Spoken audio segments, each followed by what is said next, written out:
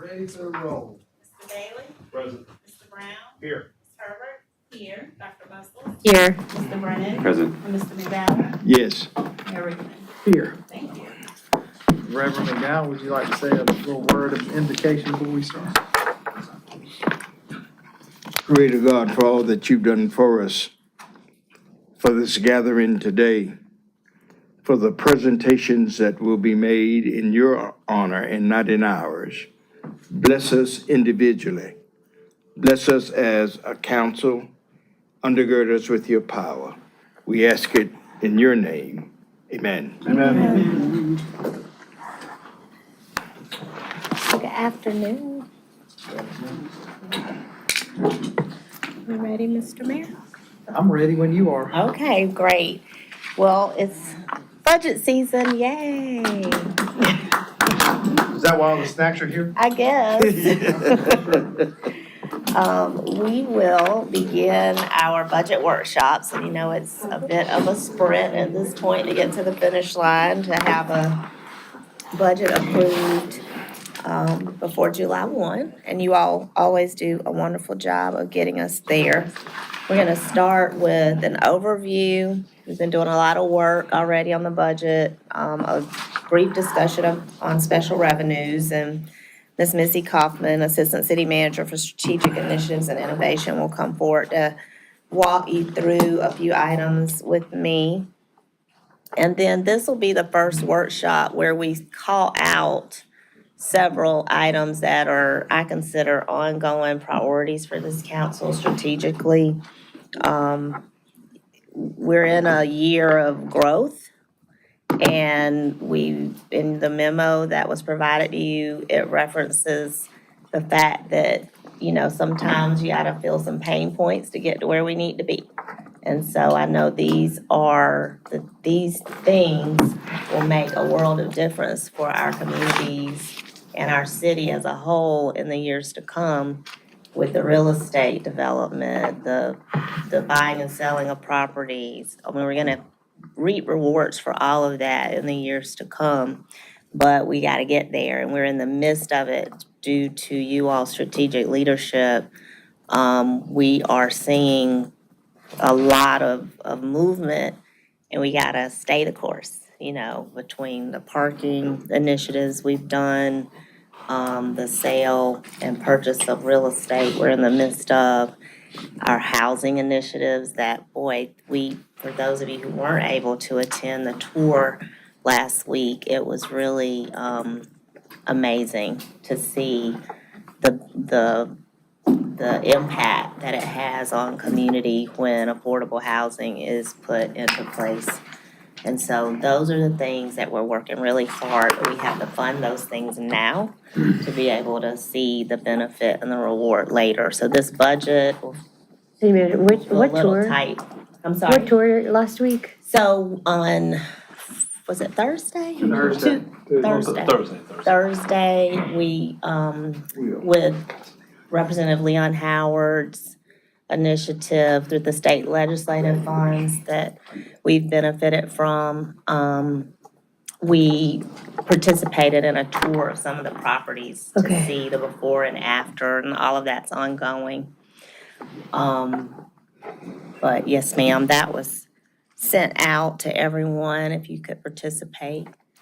But we are moving forward with those efforts, and of course, the retelling, as you all said, and you say it often, Reverend McDowell, of our story, the branding of the city is well underway, and I'm excited today to give an update on that, because that's an ongoing initiative we need your feedback on, as well as Columbia Water. Always, we bring to you this time of the year an update from our team.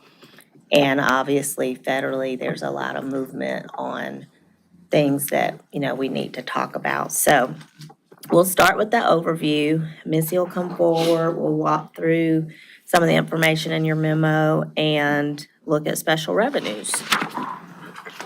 I know there was also a request for department overviews, and so those have been provided. Thank you, Dr. Bustles, for reminding us the need for those, and that highlights for you all the different departments' accomplishments and requests and goals. And, you know, it's our job to sort of pull that down to what's doable in the budget. So you can have it for your reference, and as we make our way through this process, if it's something that I need to amplify, I'll be bringing it to you during these workshops. Good afternoon. Thank you, Ms. Wilson. So we will jump right into special revenues, starting with our overview of, which includes hospitality tax, accommodations tax, which is state accommodations tax, tourism development fees, as well as our liquor rebate. We start here a little bit in part because we are looking for guidance from City Council with regards to allocations for the committees specifically, since they will be meeting in early May to hear from the applicants and be able to come back with recommendations for City Council in alignment with the allocations that they will receive. So first off, looking at hospitality tax, and we'll talk about these a little bit more in detail. Of course, hospitality tax is our largest of these funds, of our special revenue funds, topping out now at 16 million.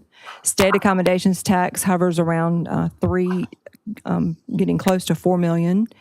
Tourism development fee is now exceeding 4 million, and then liquor rebate is just under 500,000.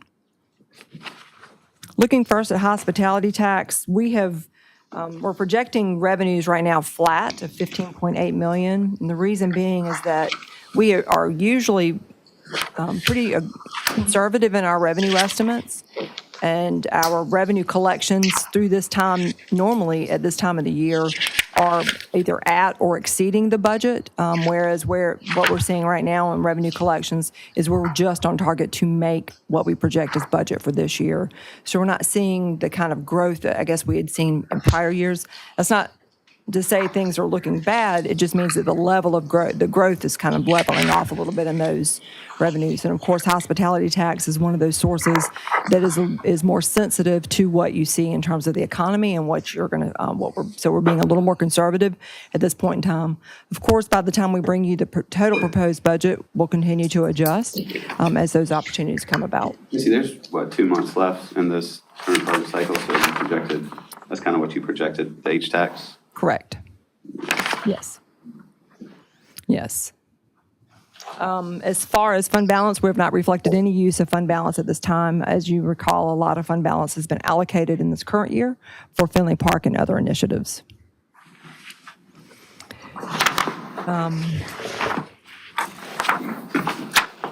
Proceed on through those, and you have information on the budgets in your packets as well.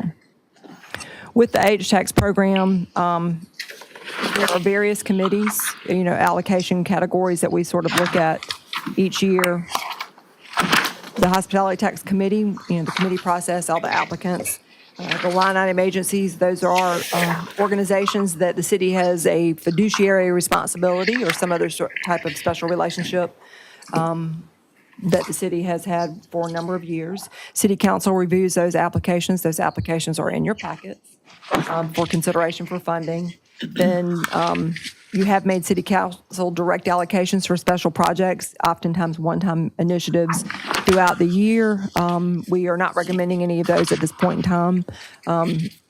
Most of, like I said, we're focused on is the Hospitality Tax Committee and then the line item agency amounts so that we can round out the rest of the budget in time to bring you the total proposed budget.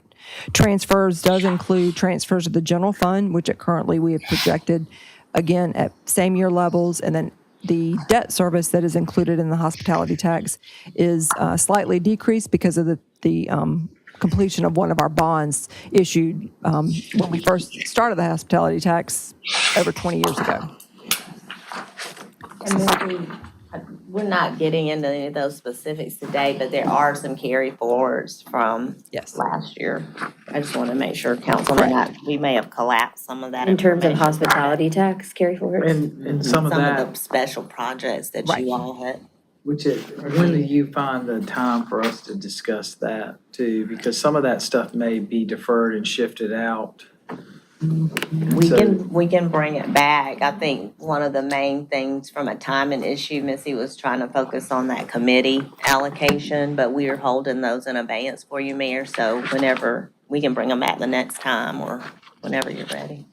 So they're still reserved in the budget, They are. and they're Yeah. committed, But I so. think we need to figure out timing wise, if some things have shifted on some of those projects, does that mean it shifts further out? And could that money be reallocated from this past instead of carried forward if we needed it? Or do we use it as a carry forward, which then will reflect those numbers differently again? I think some of those events or organizers have made requests to us to ask for the carry forward, or just making sure that it is being carried forward. So you're right, I told them we weren't gonna take that up today, but whenever you all are ready to hear from them or hear from us about it, we'll be happy to That share. would be a good idea. Told them to put it in refresh writing. everybody. Exactly, and then bring them in afterwards. Okay.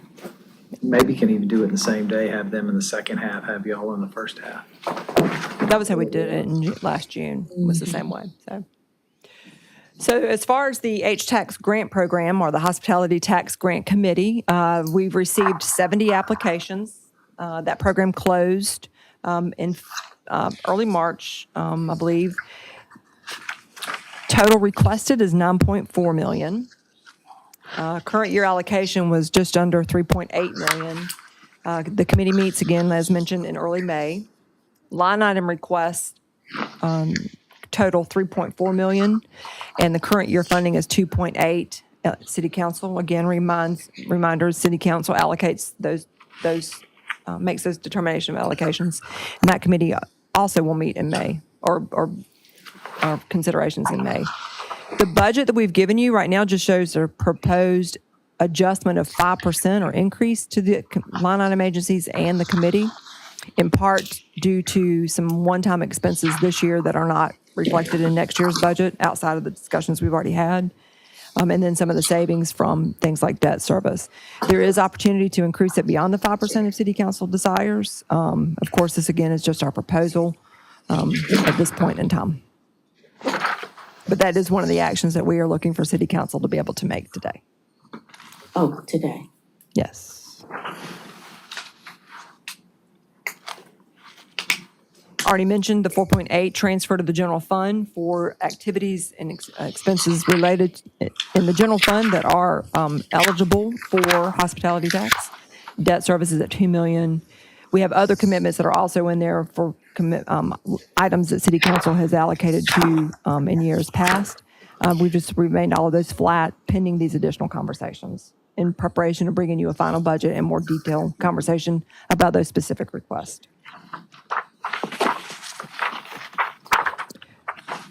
Moving on to state accommodations tax. The state accommodations tax, we've rejected a little, we are a little more positive about what we're seeing in terms of revenues, in part because we've been so conservative in the past, and those revenues on state accommodations are coming in pretty close on target, staying above budget projections.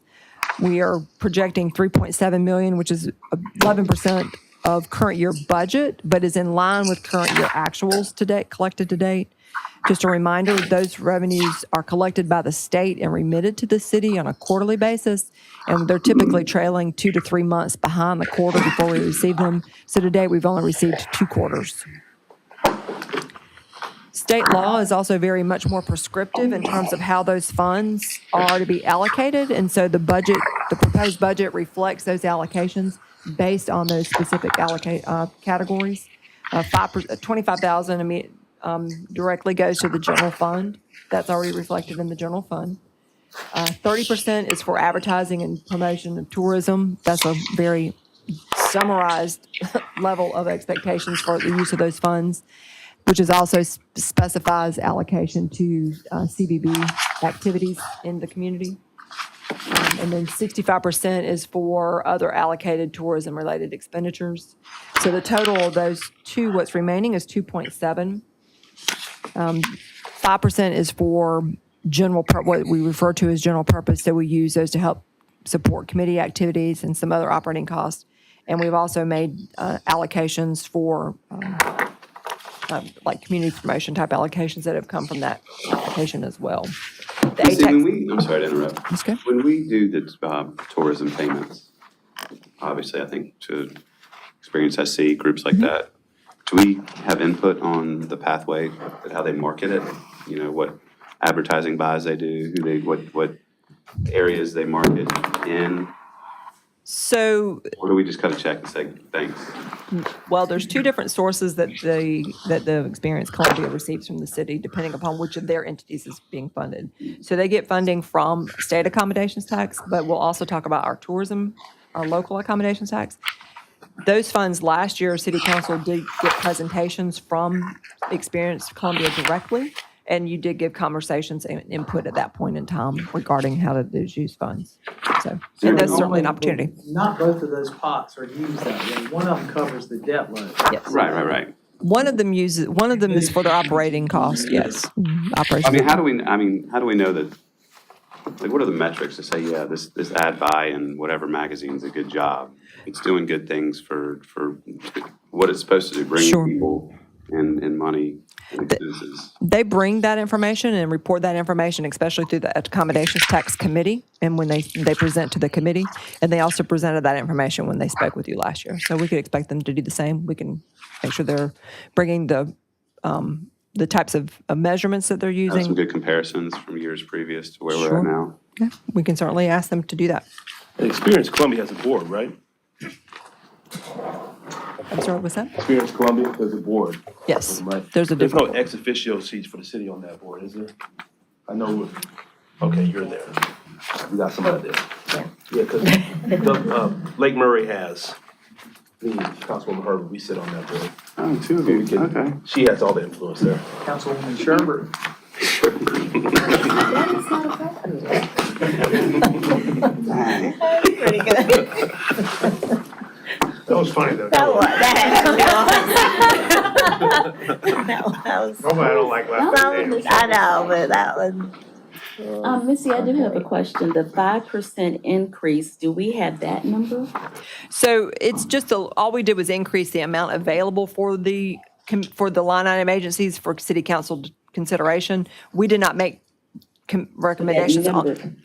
number, I see this chart, but we don't have the number that includes the 5% increase. No, that would be for city council's determination. So we didn't increase each line item agency, we just recommending the amount available for allocation to the total, right, the total bucket, if you will, for the line item agencies. And of course, that's subject to city council consideration.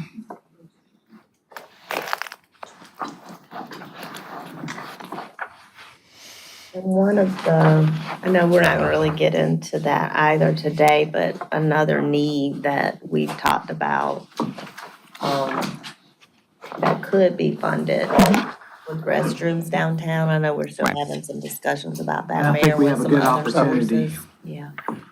to be able to actually solve this problem. So, I think probably need to hold on to.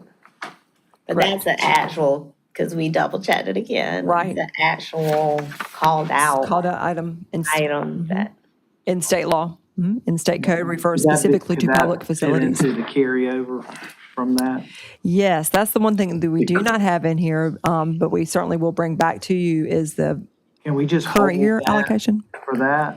You could also make it allocation out of this current year instead of carrying it forward, which might be preferred so that we stay within our. Well, I know one of them's got a sensitive time limit, Carry right? forward. Right. There is, state accommodations tax does have a time limit. There are conditions in which you can request it carry forward beyond the 2 years. And Ms. Wilson and I have discussed options about the bathrooms in terms of how to take that to the committee in order to bring back for city council consideration. Anything funded from state accommodations has to be reviewed by the committee, even if they may or may have, differences in opinions about allocations to it. But by state law, they're required to review this request. Did we have Henry, you may have had this, did you have a price structure? Or could we get Mr. Probst and Gregory Tucker to look at a projection so that we could give something tangible to the committee to look at? sure, I mean, regarding from a cost restrooms. structure, yes, ma'am. Yeah, we have Kinda what we that talked over about. the last several iterations of different options. with attendees. and- Yep.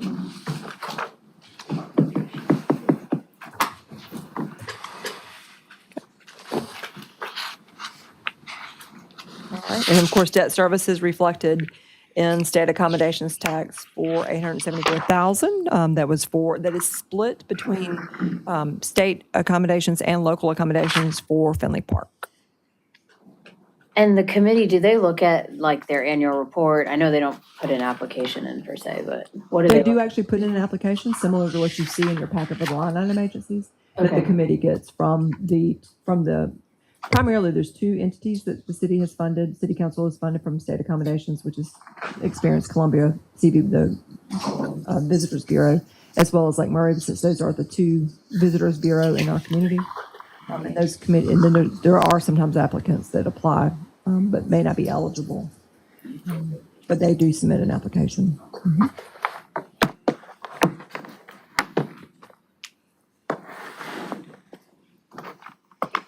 Tourism development fee, which is our local accommodations tax. We're projecting 5 million in revenues here. City Council has used those recently for some of our marketing and promotions commitments and rolling out of the city's new branding initiatives related to, especially as we relate to tourism.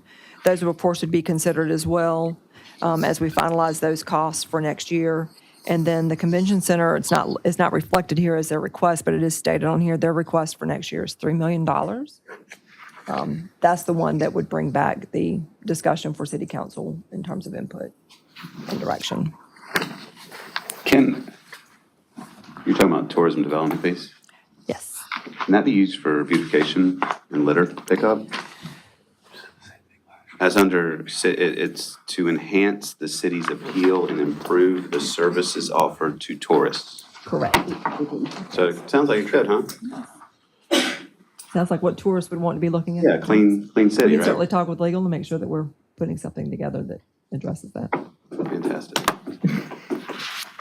Got that? Leave it there. Mum's the word over there. We're in open session. Okay. Moving on, liquor permit rebate. This is, again, a smaller source of funds. No expected allocations at this point in time. Last year, City Council made allocations to specific requests for capital improvements to some historic facilities. We do typically use these funds to make repairs whenever Historic Columbia has capital repairs to the homes that the city owns, that they run and maintain. We're following up with them to see if there are any capital requests at this time.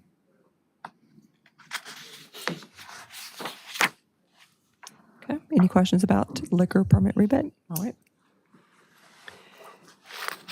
And then moving on, our budget calendar. So we have our workshop, of course, today, discussing special revenues, or an update from marketing and communications, update on Columbia Water. We will have an additional budget workshop on April 29th and May the 6th. May the 6th is the last budget workshop before we advertise the budget. And of course, the budget has to be in balance at that time. And then May 20th is also slated for another budget workshop for any continuations may be needed. And then public hearing is June the 3rd. That'll be public hearing and first reading of the budget. And then June 17th will be second reading and final adoption. So I'm hearing you would like to hear presentations from Experience Columbia again. Okay. We can certainly arrange that. And we can coordinate that along with any other of the requests that are coming forward related to. Do we have in all the requests for TDF, state and hospitality from the big groups yet? Line item agencies are in your packet. I just received the CVBs, so we'll provide that for you. Okay, great, thank you. Okay. You want any more feedback on The committee at this point, whether or not, yes, it'd be good to have some feedback as to whether or not city council is in agreement with the 5% proposed, or if there's additional adjustments that may want to be considered. Is there any, Missy, in the team you're putting together, the shortfall in hospitality tax, I know it's not a lot. Do you always think, man, we're humming here? Like, do you have any thoughts on why we came up short? I don't think we're coming up short. I think we're just making budget. Whereas last year's or prior years, we were much more ahead of budget. We're not seeing that right now. We were attributing some of it coming out of COVID and getting back to normal a little bit when we saw kind of the uptick. But now it seems kind of like it's not, yeah. Lack of growth. Yeah. It seems like at some point we would have some growth in that And area. there was definitely years of growth, leading up, even I think even COVID year collections surprised us. Being continued to be strong because folks still ate out. But as the economy is starting to tamper a little, eating out is more of a luxury and not as much. The other aspect that we're considering too that we're looking at is the timing of hospitality tax collection is also very telling. One year, July will be a high number, and the next year, July will be significantly low. It really depends on when the weekends, is that sensitive that depending upon the weekends that fall in that month can determine whether or not those revenues come in July or August. And that happens throughout the year. You can also think about signature events that may have occurred in prior years that may not be occurring right now that drive a lot of that activity as well. So there is a direct correlation to those type of activities that you're seeing in the community in terms of the restaurant business as well. We have talked to business license. We do have since the going live with the new business license application that is now live. There's some expectations that collections may be improved in terms of being able to make it easier for folks to submit. So we'll see if that translates to improved collections as well. The other part of that scenario is what's happening in terms of the restaurants that are actually renewing their business licenses versus those that are maybe going away. The other factor that we have historically seen is that right now, as you're hearing, I know eggs are not as high as they once were, but as that cost gets passed on to the restaurants, they pass that cost on the customer. Well, that then means that their bill's going to be higher, which means the translations of the collections are going to be higher. So we have to see if that's going to come to fruition as well. The crystal ball is still a little murky on some of those things. We're still confident that we're going to make budget and be able to collect what we do. Do you have access to easy data to compare, this is what was collected in the Vista, this is what collected in 5 Points, and just compare it? How about, could you do a specific weekend, check one weekend versus the same weekend or something like that? Or check 3 dates or? I know we can get to the level of monthly and we can collect by districts within our new system and with the old system. I don't know if we have the level to be able to do, because the collections come in monthly, not like per, week and things like that. So we wouldn't know which weekend of that specific best, restaurants was best. Yeah. We'll look and see if we some of the other kind of quasi Any measures. trend you can find, yeah. It's interesting though, because you bring up good points, there could be less people going out, but the bills should be higher as well, so. I think it's curious, the amended number is what your proposed number is. The year before that was about a $1.4 million growth pattern. You gotta think that we're gonna increase more than $43,000 this Right. year. Because people are still going out to eat everywhere, events are still happening, collections are there. I People guess, still traveling, there's all of But it's not, yeah. so, I gotta feel like that number's a little soft. May is a big month. Graduations, Mother's Day, other those things that really start to pick up. Restaurant week, all of those things certainly do play into those factors. So we can certainly, again, we'll bring back another recommendation. And I would add, because in years past, when we've seen marginal growth, we've come back and amended budgets for different things that pop up in the middle of the year. Because usually we can look at it in December and get a good feel for what the rest of the year is going to look like. I don't like us being conservative. I just, just the outlook projecting the exact same amount doesn't fit. And part of where this came from was looking at what we've collected to date and then projecting out using both the combination of averages collected those prior months, those averages that we would collect over those months, going back 3 years, 5 years to get variations, getting anything beyond, anything before 2021 though is problematic for a number of reasons. We also then take what we actually collected last year and apply that in, and that's what gave us where we were in terms of just squeaking into budget this year. So it's making us a little more cautious. Last week was a big week, and, you know, this month is a big week, a big month. May, early June, all. So we ought to see some. Finish it off. Events, you know, these big events are also tied to that as well. I don't have any problem with the 5%. It's not a lot of money, it's like 150. It seems like a small dollar amount, but for some of the grants that are as small as $5,000 and $10,000, it could be, you know, the difference between, you know, 5 and 10 more grants. Look at what's gonna take place I in think that's May, June. reasonable. 5% is a conservative. You spend that. So do you have what you need for the committee? I keep coming back to that. I'm hearing one affirmation of 5%. Right, 5. So, and I'm not gonna do that, I'm not gonna be. I think it's reasonable. Go ahead, Ms. Herbert. No, I was just gonna say, I did the math and the 5%, and it's just like 140,000 for the, line items and like 189,000 for the hospitality committee, and I just don't wanna have to pay that. Yeah, I did the math. That's good. But it's not a lot of money. Can we get staff to confirm that, Matt? Sure. I'm just kidding. Did you really say that? So that's good, council? Okay. All right. Any other, I know we have for current year, allocations, some events that have expressed some concerns just due to some economic drivers they've been experiencing. With one particular event I know coming up pretty soon, so I don't know if council wanted to take up any other feedback you've gotten, because we would need to make some adjustments for you soon, if that's the case. Black Expo's coming down the pike, gonna be here.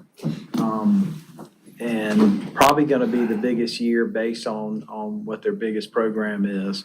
But there's some shortfalls there that we'd like council to consider, to allocate some leftover funding, if available, up to $30,000.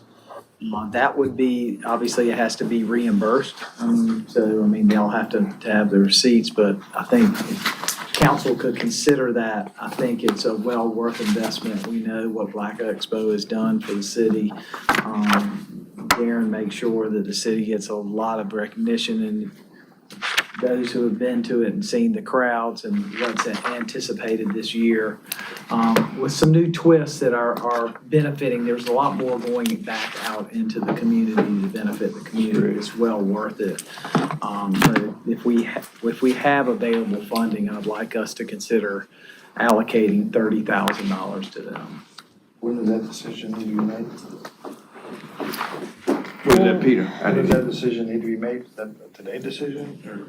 Close in the next, We would need to put In the the next week. item on your first meeting in May agenda for approval. Yes. So I would just need to know if we need to tee up an item like that to bring it So back that to wouldn't you. go through the regular H-Tax process? Speak up, Dr. West, I hear you. That wouldn't go through the regular H-Tax committee recommendation process? this would be for this year's event, That's correct. It's out of surplus. out of surplus, if we have it available. It did go through the process, they were just, they've been through. But it would have to go. Oh, it's for this year, not, okay, Yeah, we're not talking about next year's application.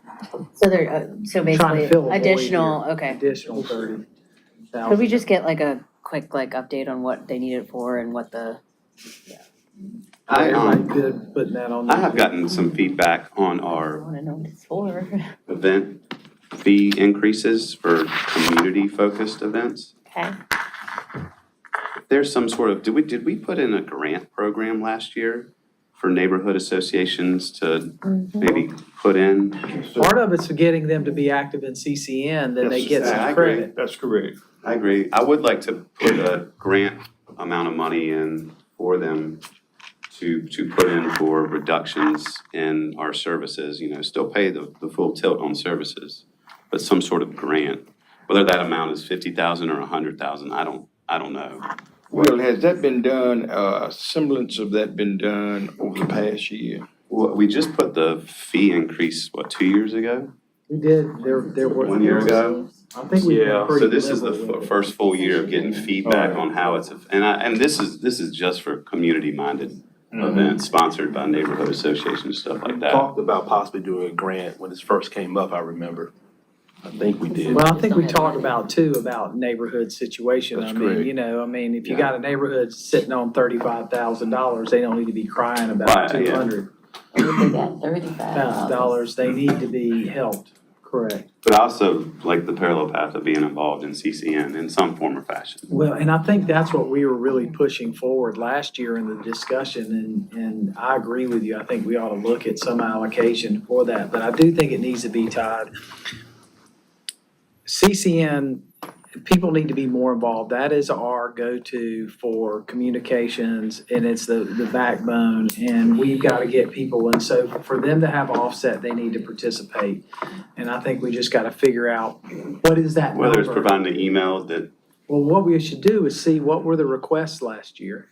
Yeah. And then build a budget off that, because if it's, you know, X amount of dollars, then we could do that. And, you know, I do think that it shouldn't be 100% covered. I agree. I think there ought to be some skin in the game That's correct. as well. Agreed. So, you know, what that dollar amount is, probably something minute, as long as it's attached to being part of CCN. I would be for us looking at the requests, and I imagine special events could tell us how many requests there were.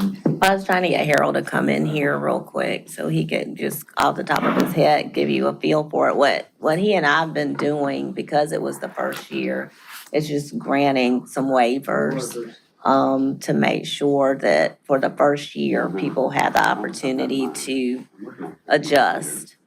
And that's been working pretty well, but it also was, you know, letting people know, so now this is what it is, and being able to plan for it for I next think there was some discussion around this, the difference between a community gathering and a fundraiser as well. That's correct. That's correct. Right? Yeah. So he's been taking, he's pretty good about working with the groups and neighborhoods and all of that to try to, you know, see what's doable. well, I think neighborhoods knowing that aren't active, knowing that might be available, I think you'll see more I hope so. I think it- organization to. You get a great grassroots event. participation from Yeah. each neighborhood. If nothing else, just provide the options and work with them to try to come up with a solution for each individual. Not deter them from, Yeah, from right. doing it, yeah. And I think the CCN, I don't know if Peyton and Harold worked on that. Was that you, Peyton? So what did we come up with for CCN? Because they wanted a special little thing we did, and we've done that. but I Yes, don't- ma'am. So we ended up coming up with any new member, whether they came back after 2 years or are completely new, gets a entire block party grant with their membership. So that equates to about like $78 through our city services. That wouldn't include an event like, say, a new neighborhood created a 5 Points with a much St. Pat's with a much larger footprint. That wouldn't count. But a traditional block party like National Night Out and that sort of thing, it would. And that is for new members though that have not engaged yet, because majority with our first year, as Ms. Wilson was saying, already had their first event waived after we implemented it. So the past few months have been the first time we've actually seen majority paying for their event through this program. Okay. There he is. Spur of the moment. Council was asking about if for next year we go to any type of a grant program, Harold, for the special events for the just true community based. And we were talking to them about some of the things you've implemented already with the groups, but I think they were asking just off the top of your head, I mean, how many groups do you think? How much Has is set taken aside advantage, budget would we yeah. need to do? For communities. for communities. If they did a grant where you could apply, If we do a grant, the special event permit's $25 for a neighborhood special event. And then most of the time, it's probably 4 barricades, so that's $10 each. So $65 is what I tell each community, that's probably what it would cost. So we've had about 10 or 15 that actually utilize our services for street closings for neighborhood associations. So $1,000 would be safe to put aside if, as far as other neighborhoods that take advantage of the first time use. okay, Long way from 100. yeah. Well, I mean, but that's first time use, so the question really becomes, do we want to create a program that there's some more money in there that these groups stay involved, they don't just join, they actually, Drop out, yeah. by you attending, then you get the credit. And we kind of figure out what a split would be so that it's an ongoing incentive for them. Because having one organization that we can go to, disseminating information and everything else, because, you know, the criticism is that we don't communicate with them, which we know that's not true. They're very selective on what they want to communicate about. But I think this is a great way for us to incentivize and have a central point and do that. And I think that will help, especially some of these smaller neighborhoods who could use the benefit of a group like CCN to help them not only organize, but also provide some real suggestions, outcomes, and even understanding how to get things done. That's the key. Plus, You're you're right. right. It's a track. Understanding the process. I have to say, this year, we have seen an increase in neighborhoods, you know, taking advantage of the street closings, not actually taking advantage of the grants, but having street closings and events and, you know, neighborhood parties where they're actually eating in the street and stuff like that. So that's positive that we're seeing more neighborhood involvement and activity. So Harold, what we're talking about is $65 per community, Per event, per event. yes, sir, per street closing or event. And they don't typically use, Henry was reminding us of off-duty officers and mobile stage, but they don't really, the community-based events, I don't know. Just the Do you typical see little much of street that? block party is just the barricades and the street closing. Most of the time, the officers will go by and say hello and check on them, but as far as actually hiring an off-duty officer, no. So will we need a recommendation for this at the same time for the surplus vote we were just talking about for next May meeting? If maybe the city could give us a recommendation on. I mean, This I'm would be for next year, I Yeah, so we think. can just do a part of the budget process Okay. at this point, but you know, Not for if this you're thinking year, about next a year. dollar amount, I mean, let's say it drives membership, so if you do something at the 25 grand, that gives us way more funding than it sounds like we may need, but if all these groups start doing things, which was what we want them to know their neighbors, we want them to do more things and more neighborhood events, then we don't have to worry about it, it's there. Yeah, I agree. So you all will kind of take that under consideration I think and. we'll add it to the back- list, back, yeah. okay. So Harold, if you could maybe help us put together what that might look like, that'd be great. Thank you. No, we called you, you're Johnny on the spot, we called you not knowing, thank you. No, because you need them to participate. I'm not saying that, I'm saying if they participate, then Yeah. there's an allocation. Well, and, If. yeah. If, correct. They'll know it's available and Yeah. they can Right. vote. And budget accordingly. I think what happens is people just get frustrated with the fact that, well, for 50 years, I was able to do X, you know, now I gotta do Y. And the answer is, yeah, I get it, we all have to do Y. So, yeah, join the club. Okay, that was good information. Anything else with any other feedback you've gotten we can take into I mean, I think consideration once for the we get, budget? we have a chance to look at those other applications that have come in, obviously the big ticket items, but, you know, understanding, I mean, obviously at the time that we start digging into that, this is the first brush, you know, obviously we want to keep, you know, funding the Art Streams program. We've had a great turnaround now that the turtles that we're doing are gonna be incorporated, some of them into Finley Park, which would be really cool. Todd has a great idea there, but I think some more of this art program is deep into the neighborhood. Scott's done an incredible job through Parks and Rec to do that. And I think as we continue to invest in these neighborhoods, as we've seen the success of the housing program and other, some of this kind of neighborhood art is focused there to really enhance the quality of life, I think is worth it. I think what that number is, I don't know yet. I think we just gotta sit down and look at it, and figure out, but, you know, I think some of that will depend on how we handle, I think, some of this allocations from last year that may or may not have to be held. Okay. And I would anticipate that we could, in the next meeting, have that and kind of go through that? Or do we gonna wait to do that after we get the committee's recommendation? I think we can bring those next time, the ones that are carried forward. Because I guess my question to council, based on if it's similar to what if the number comes in about where we are, give or take, you know, whatever that, if it's a 5% variance or whatever, could the council want to consider for us to give the committee similar amount that we did last year to allocate out? I think so. Yeah. I would think so. I think so. Tyler, Tina? Yes. I think so. Absolutely. So that'll give you a basis, Missy. So we're staying with I'm sorry, we're staying with the 5% or? No, I'm talking about I was saying in the variance in the number, if it stays where it is, can we go ahead and plan to allocate to the committee the same amount that we gave last year? And, you know, for some reason we have a great windfall, then we can always put some more back out there. But Absolutely. that is a big increase from years before, and I think it gives them something to work with as they're going into May hearings. Certainly, and the budget that we have projected, even with that 5%, you still have other funds available for allocation, even at keeping revenues flat.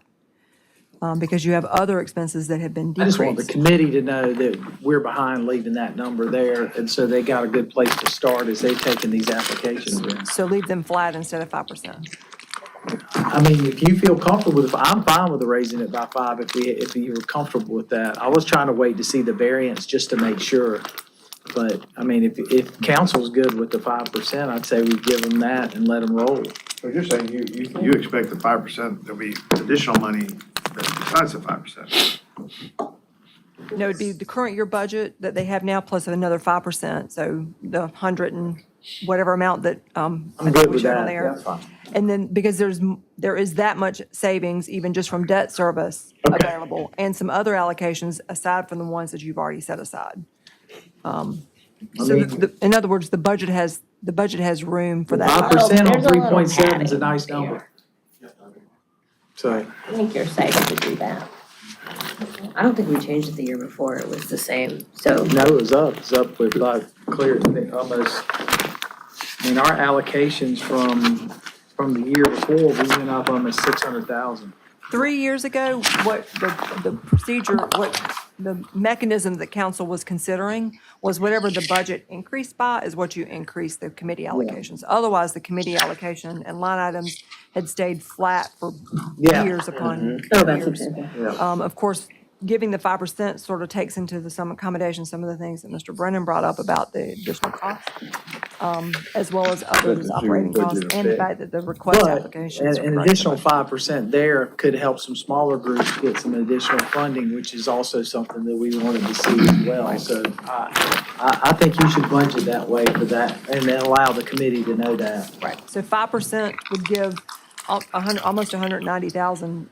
For the amount of grants that they consider, the dollar amount per grant, that could be anywhere, like I said, from 5 to 20 more grants Right, out of the 70 applications that have been received. yeah. Now, we do want to reiterate, that doesn't mean that they get to boost up the big folks by an additional amount. This is really focused to help them hit some of these other applications that are coming in. It will spread the wealth a little more. Yeah. Right. Okay.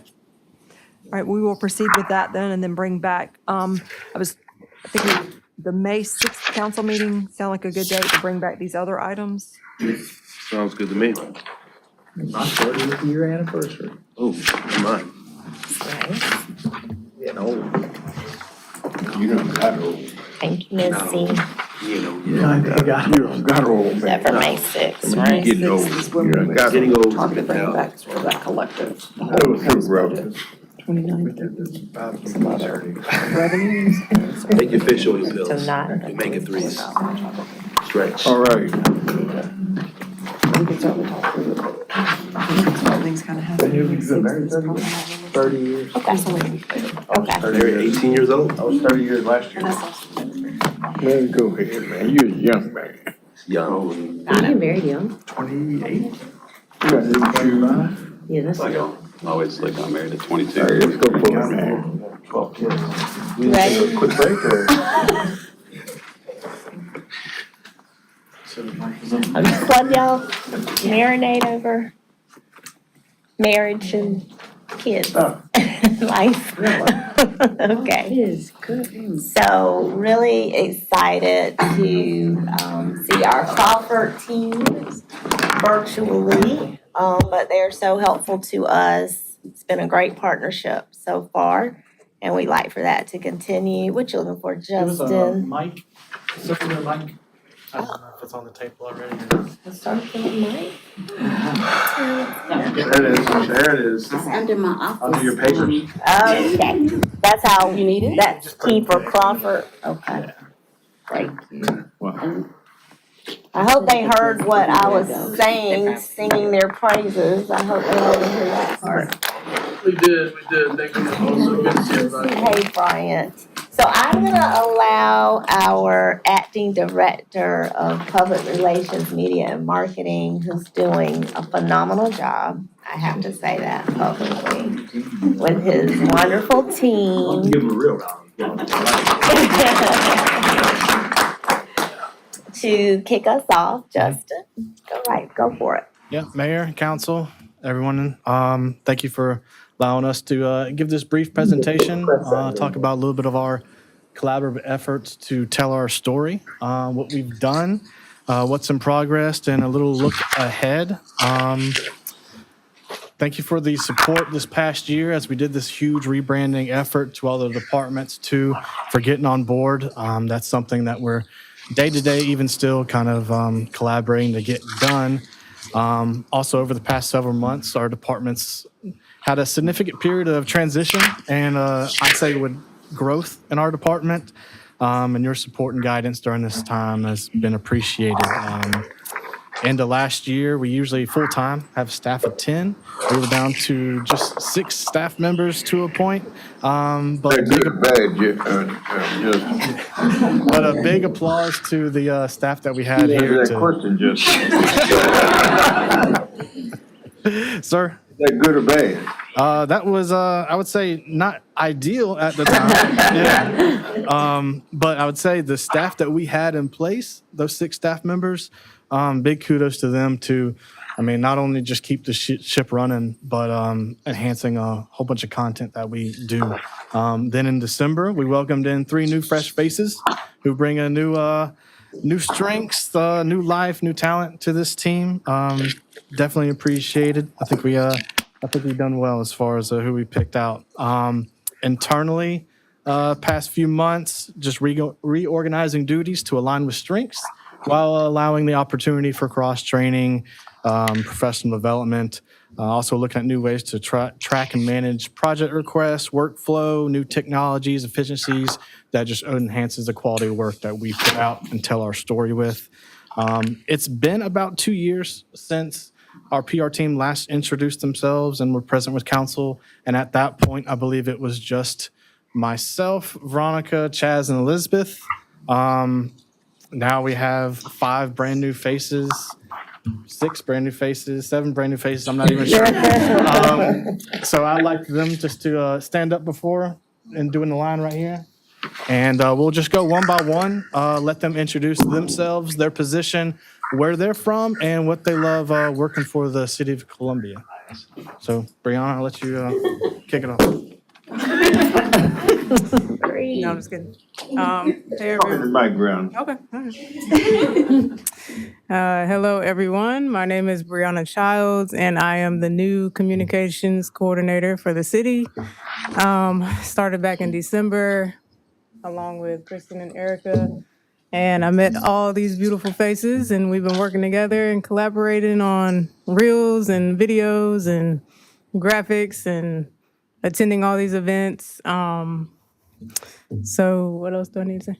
What you love about working for the city? Oh, everything. Yeah, I love the people that I've met. I love attending all the events, meeting people of the community, have an opportunity to volunteer, produce graphics, videos, and do all the things that I would have been doing otherwise, but in a paying way now. So that's great. Yeah, so I just enjoy it. I just enjoy the community. So thank you. Thank you. Hello. Hopefully everyone can hear me. All right. I'm Megan Thomas. My position is Public Relations Specialist. I grew up here in Columbia, and my favorite thing about working for the city is that it's always moving. Even though I grew up here, I had no idea that we actually had so much going on. So every day I get to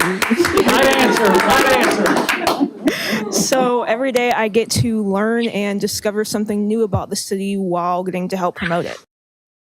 Poster child. Thank you. Stole my answer. So I expect an applause too.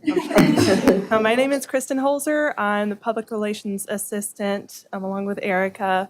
I'm from Dawsonville, Georgia. I've been here for about almost 4 years. So something that I've loved working with the city is being able to see all the everyone brings into growing the city, because even in the last 4 years, Columbia has grown. Cool seeing the work and the passion that goes into doing that. Thank you. Good. Give her a round of applause. Hi, my name is Erica Claycomb. I'm a public relations assistant. I just started in December as well. I'm originally from Johnstown, Pennsylvania. So I love being here. Thank you all for having me. But my favorite part of working for the city is definitely getting to meet everybody and seeing how everything operates, and just seeing that make Columbia the wonderful city that it is. And you're not moving back, are you? Nope, I'm staying. Good answers. Hello, I am Madison Rivers. I'm from Blythewood, South Carolina, so just right up the road. Yes. And my favorite thing, all the opportunities that I've had in almost the 2 years that I've been working here. So, yeah. Has it been 2 years? What's your role, Maddie? Madison? I'm a public relations and marketing specialist. Yes, and it'll be 2 years. They're all in June. specialists. yes, and she's one of our about to get married ladies. Ah, congratulations. Thank you. Yes. Hi, I'm Elizabeth East, but I just got married like 2 weeks ago. So Elizabeth Belcher's my new name, so just be on the lookout for that. I'm a public relations manager. I'm from Lake Wiley, South Carolina, which is like right off the Charlotte, near Rock Hill, Fort Mill area. My favorite part about working for the city is a lot of different things. The growth, the opportunities I have had. I have so much fun. I love my team. We're all super, super close. We have a kickball team. We need you guys to come out and support because we're really bad. It's for the Parks and Rec, so it's, it's legit. But we're all very, very close, and I think that aspect of it really helps, like, when we're like all working together. I also love the leadership in the city. Like, every single leader is the nicest, kindest person ever. And I think that the city being led by a woman, especially a woman of color, is amazing.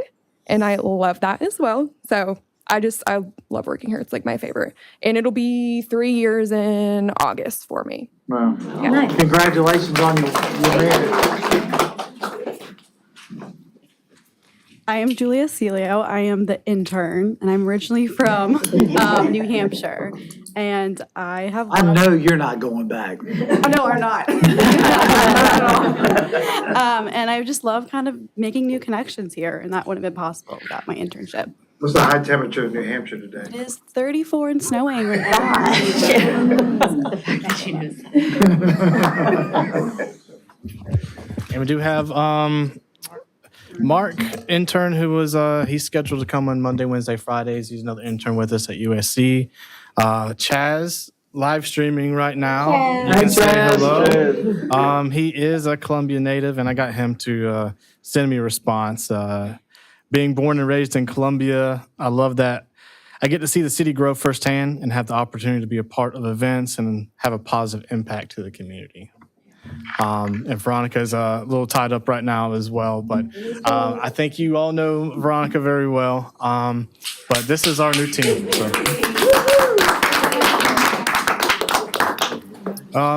I guess with that, we can jump in, let Bryant and his Crawford team kind of take away of what they've done this past year, unless you have any comments or questions beforehand. Do you have, Justin, is Crawford gonna present kind of the growth in our outreach and how many hits and social media? I do want to say I laughed out loud at the Rapunzel career fair thing that was produced. So whoever did that content, Justin, that was pretty hilarious. That was a good one. That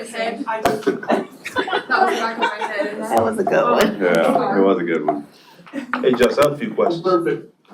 Real quick. Thanks, Justin. Oh, one second. Hold on one Maybe second, keep Brian. I it, think. We're not on TikTok, are we? We're not Are there allowed. any local governments that are on TikTok that you know about? I don't think we can we? Nobody's No, it's wondering banned on on government TikTok. devices here. I was wondering if there's any other. We get a lot of questions about that. Any of y'all on TikTok? Nobody's gonna be on TikTok. We would have made one a long time ago if we would have been able to. But Tyler, you Are you on personally TikTok? can get on TikTok and We're on TikTok. You can send us your stuff and we'll post it. pickleball. I'll be on TikTok. Pickleball, y'all still haven't convinced me. All right, sorry about that. Thanks. Okay. All right, Bryant. Perfect. No, thanks, council. Thanks, Ms. Wilson. I want to echo Ms. Wilson's, compliments of Justin and his team. Since he really has taken over as acting director, there's been a lot of great progress and movement. So thank you, Justin, for that. So what we want to do today, we won't take much of your time. Just take a quick look back at this past fiscal, some of the successes, some of the learnings. Hit on a little bit of kind of the co-branding. I know Ms. Wilson's getting hit up by a lot of the districts saying, hey, how can you co-brand? And we have some thoughts there. And then showing some examples. So interrupt, ask questions. By no means do I want this to feel too formal. But looking back over the last year, the team's done a lot in collaboration with the city.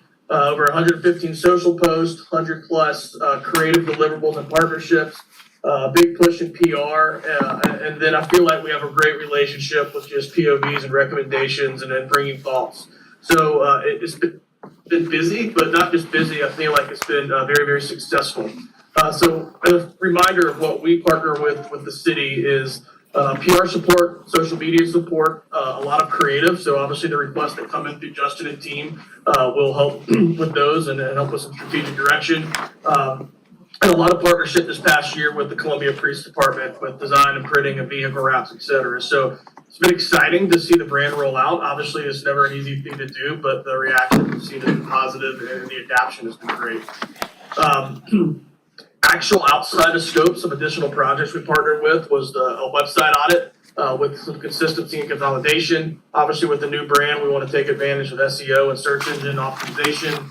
Then we're in the process of producing 5 videos that can be used on social and then for publicity. And then thanks, Mayor, I know you're a part of that as well. And then we worked on the annual report to the community that went out. So there's a lot going on, but a lot of successes. Before we get into numbers, I wanted to share something that came through the other week that we partnered on. Was the question about district branding and what do you do with city logos and Vista logos and 5 Points and others, and how does it work together? And our strategic POV, and we have some examples, was we want to take advantage of the branding opportunities for the city, right? We want to show that the city and the Vista are tied together, et cetera. So what we came back with how do you do things like traffic boxes and light poles and planners and city-owned material when you're requesting from all these different groups and stakeholders for signage. So what we've come up with is kind of what we have is co-branding and some co-branding guidelines. So when the Main Street District and 5 Points and the Vista come, this will be the recommendation on how to do things together, right? So you don't want people to look at the Vista or 5 Points and not think Columbia. So how do we get credit for that, credit for some of the branding? So there's obviously different ways you can do it with full color mock-ups. Single color is a little more palatable in ways to do it. But what we're trying to do is bring some consistency around all the districts, so the city can get credit with branding and what that looks like. So it brings a cohesive element versus everybody feeling like they're very distinct and separately branded entities. So performance, I know you asked about, how Brian, you're doing. hey, and, Brian. yes. I'm sorry, just to underscore those points there, either we can come back to it later, but again, you've got the options. I've already digested this with the teams, because the Vista, and that's the example that Brian's speaking to, they were ready to move forward with something, and so Justin and Robert are working with Abby and her team, and I've talked to Abby. That planter that was at Senate, for example, that had come up before, and they were gracious to wait till we got to this point. But with that, for example, they're just going to implement the Verdana font with their, the Vista or whatever it might say, they're willing to use the font. That would be a part of the guidelines too, that we would encourage where applicable, that the district stay true to the font if it's something that's on city infrastructure. And that's what we're really getting at here too, planters, the traffic, I don't know if that list is still available, but the things that the city owns is where we're really getting into this. We're trying to do this soft enough that it's not so uncomfortable for the districts, because they have great brands and we want their brands to still be inherent and a part of Columbia, but at the same time, if it's something within the districts that is city infrastructure, we're working with them with the guidelines that Bryant is speaking about. Do y'all understand? Yeah, it makes perfect sense too. Yeah. So the problem is that most people want to tell the story to the people who already know the story. The story's for people who don't know the story. So when you come to the Vista and you see the Vista, and you're from New Hampshire, you don't know what's going on. This will make sense to people that go, oh, the Vista, oh, so that's his area. I like the Vista. Right. And then one of the decision points, I guess, Brian, I'm looking at them both again now, they both look good, either the single, I was thinking the single color, but the full color mock-up is good as well. I like the full color in some instances. Yeah. It'll. Yeah, and then there was all white, I believe, as well, but I don't know if y'all have that one. Sure, and I think it's good to show options. Ms. Wilson, talk about being soft-handed. I think, the council that brought up, this is really for folks that are coming into town that are new, so we can show there's a cohesiveness across the city versus trying to say, what is the Vista? What is the Main Street District? So to me, this is a very soft-handed approach to consistency that is kind of the next evolution of the rollout. Yes. Do y'all have any preferences about full color versus Blue. single color? I like the blue too, I but like it. I like the blue. But I defer to the sound guy. I mean, the sign guy. yeah, but sign is different than branding. Feedback from the district. Sign and branding, same thing. We were waiting to have this meeting with you all first before we took the guidelines to them individually. The Vista's aware because they were sort of in the process with that planner at Senate Street that had been, and that didn't involve co-branding, that was just a matter of them changing to the font, which have y'all met with Abby yet? Okay. I think both are nice. And so is the question whether or not we have the districts to change their color to blue with. Yeah, on our infrastructure only, again, it would be either the single color option here, where everyone would do the blue, or we would do the full color. The all blue looks very Eastern European, in my opinion. Go back to all blue. It'd be very Eastern European. Go back to the. So like a planter, do y'all have the slide with the planter on it? Stuff that we own. Yeah, it's on things we own. Kelly, do we have that? I wanted you to I don't think it's in this deck. We can Yeah, I agree. Yeah. It just looks alive, but look. Yeah, I I'm just wanted saying- you guys to still show that slide so they could see Alive. kind of example what we were talking Not about. boring, alive. We want alive. That's alive. Colors. That looks good. That's alive. We want Columbia to be alive. Okay, and in my mind, I'm okay with defaulting to, I'm okay defaulting to all blue if they want to. I think, I like, My mind, I that think looks full alive. color, every district's different, that's something They're distinct about gonna it. hate it, by the way, if you Versus go them all blue. forcing them to be all blue, like a uniform. Yeah, So- right. They'd be like Catholic school. Everybody's Yeah. wearing a blue uniform. Lot to be said about that. Before we finish up, hopefully we can get that slide up here that shows an example. They were working on showing that we'll did. work on the- 3 years. Keep the districts aligned. Yeah, Kicked out. Taylor, I'll stop sharing. You wanna pull it up? None who I had in sixth grade year quit. Love it.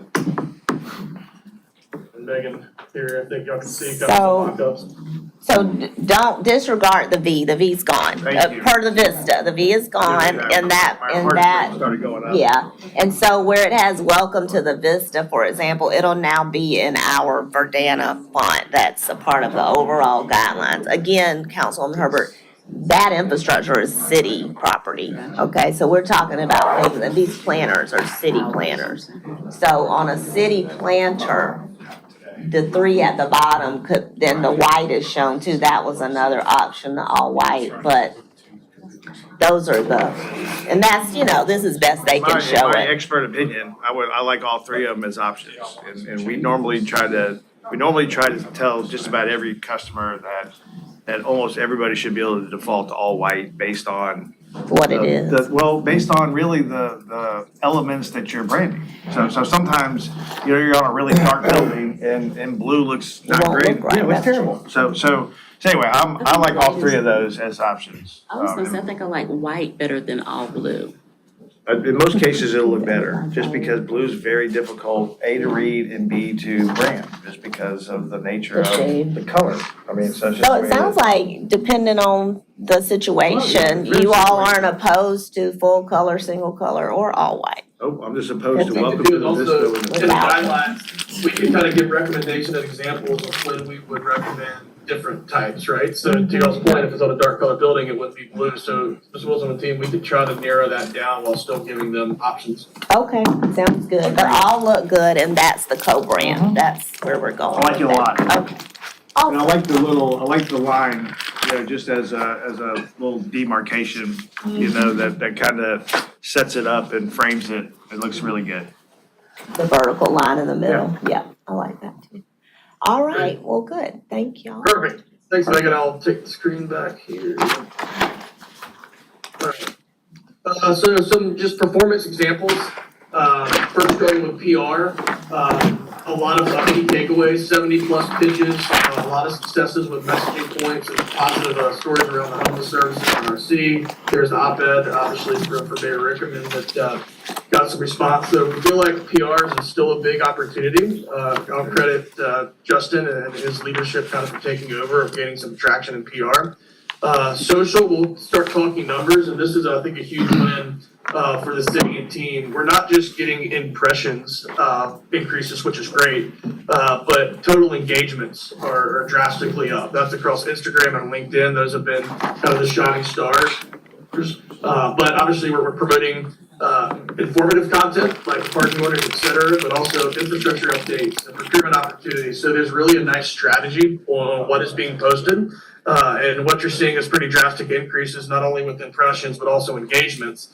And if you look at this, I think this is pretty telling with shares. So people aren't only consuming the information, but they're trying to share it with others. Obviously, not all content or comments are positive, but engaging and choosing where that is great. Then obviously the total engagement, the efficacy is up. So I feel like this is a great partnership. I know y'all mentioned some of the content laughing is a balance between engagement and creating a little bit of lightheartedness with also informing. So very good success from social. And then here's you see audience growth. So we're not only getting engagement, but we're obviously growing the audience, which is key. Twitter, now X, slight growth, that's volatility, but what we're seeing across the board. You don't need to be on it anyway. Obviously Meta and Instagram and LinkedIn, and seeing that kind of growth is in the kind of upper 10%, from an audience our size. Yeah, and Eddie, again, we've worked really, really closely with the marketing and PR team on the city side, to build this plan and to follow best practices and really just up the presence in general. So definitely a collaborative effort there. Here's some content examples. Again, like we talked about, a nice mix of strategic information while also having some fun and showing the city as a heart and who's behind it. So I think that's been well received. Again, here's some just other examples, and obviously the employees who you met and just getting out and being present and coming back and creating a little bit of reels not only shows that we're involved, but it shows people what's happening and it doesn't need to get out. Here's some billboard examples, again, with some of the new branding implemented and how it can be used in a variety of ways. But now that we're seeing it across the board, what we typically have is a little bit more flexibility in the branding now that it's out and about, right? It's being used, and now we can start to adapt in other ways that best fit the pieces. Here's some examples of print material where we're not only using the branding as a subtle element like you see in kind of the bottom right, but then you use the city and some of the great imagery as the hero while having the branding as a secondary aspect. So we're really starting to get a rhythm on what that looks like. Here's some of the materials with CPD. Taylor, I'll actually let you or Megan talk a little bit about the partnership with that too. Yeah, so we work mostly with Jay and then also the chief, and it's a lot of creative work. So these are examples of some pamphlets we did, some door hangers, some leaflets. So just really making sure that they're updated and they still have their own brand, but it matches with the overall city parent brand. Signage and vehicle wraps, these have been coming hot and heavy and kind of showing the personality, right? Where you still want to, kind of what we're talking about with the business signage. How can you still have your own personalities, but it's very clear from a city compliance that we're sitting there.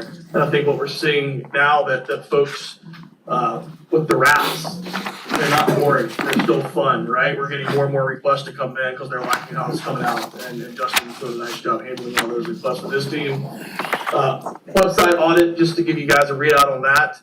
We recommended that the fire, police, and water stats remain separate, but we have a good number of design tweaks to bring consistency across the board on what that looks like. Organic traffic for the city's websites increased. There are a significant number of, without getting too technical, backlinks that were hurting how we showed up in Google and other search engines. So just getting very technical of what that looks like. So now that the new brand is out there, we want people to easily find it. We don't want them to go to the second and third pages on Google. So that was there. And then increasing some navigation structure and simplifying how it is to cross around the sites and UX, sharing those thoughts as well. Yes. And there you can see. Let me ask you, how often is that audit done? As far as the website? Yeah. I don't know, before this past year, it's been a while. I can't remember the last time we did have that. It was time to do it again. Yeah. Should there be an adjusted time when it is done on a periodic basis? Well, we wanted to establish moving forward, depending what we do in governance is having positions dedicated to internally website audit on daily basis when it comes to departments, making sure that links are correct. We do from time to time, but being how big our website is, how many departments, that workload is substantial. That hasn't been done in a long time, I understand. Yeah. Could we possibly set up a collaborative time where that is done? I mean, websites can be dangerous sometimes. And I think to have that audit in place and being done on a periodic, regular basis would help tremendously, I think. This is gonna be the reset that you're right, Reverend McDowell. It was time to do that. And so now going forward, I think what Justin's speaking to is there'll be different protocols in place too to keep it fresh, certain expectations and protocols so that once we get down the road, hopefully the need for another full-blown audit like what we just did, it won't really feel the same anyway because it's gonna be living and breathing. And and there'll be staff dedicated to the website and making sure the touch points with the different departmental representatives who have to keep up their content, that's going on all the time. So is that fair, Justin? So a full-blown audit, I think we ought to do temporarily. I think we ought to do something systematically, every month or every 3 months, just to make sure that when we get to that full-blown audit, things are okay. Yep. Your point, Ms. Wilson, I think now the maintenance is very key, now that it's kind of the lift has happened, but you know, we could look at something at this depth probably on an annual basis, but what you're gonna see, like the linking domains and the health of the site is there. What we're looking for potentially in audits going forward is, are we staying up with the most recent trends in SEO and other factors so you're staying relevant? It's more of like staying ahead.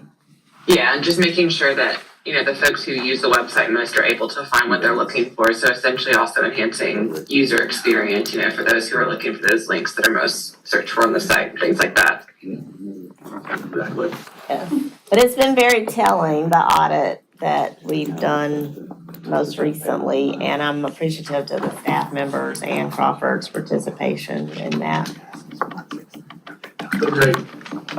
So still, you all should be proud of the site, how it's performing, where it's showing up SEO. You see traffic driving up as well. Then we'll continue to improve organic rankings with site updates and content as well.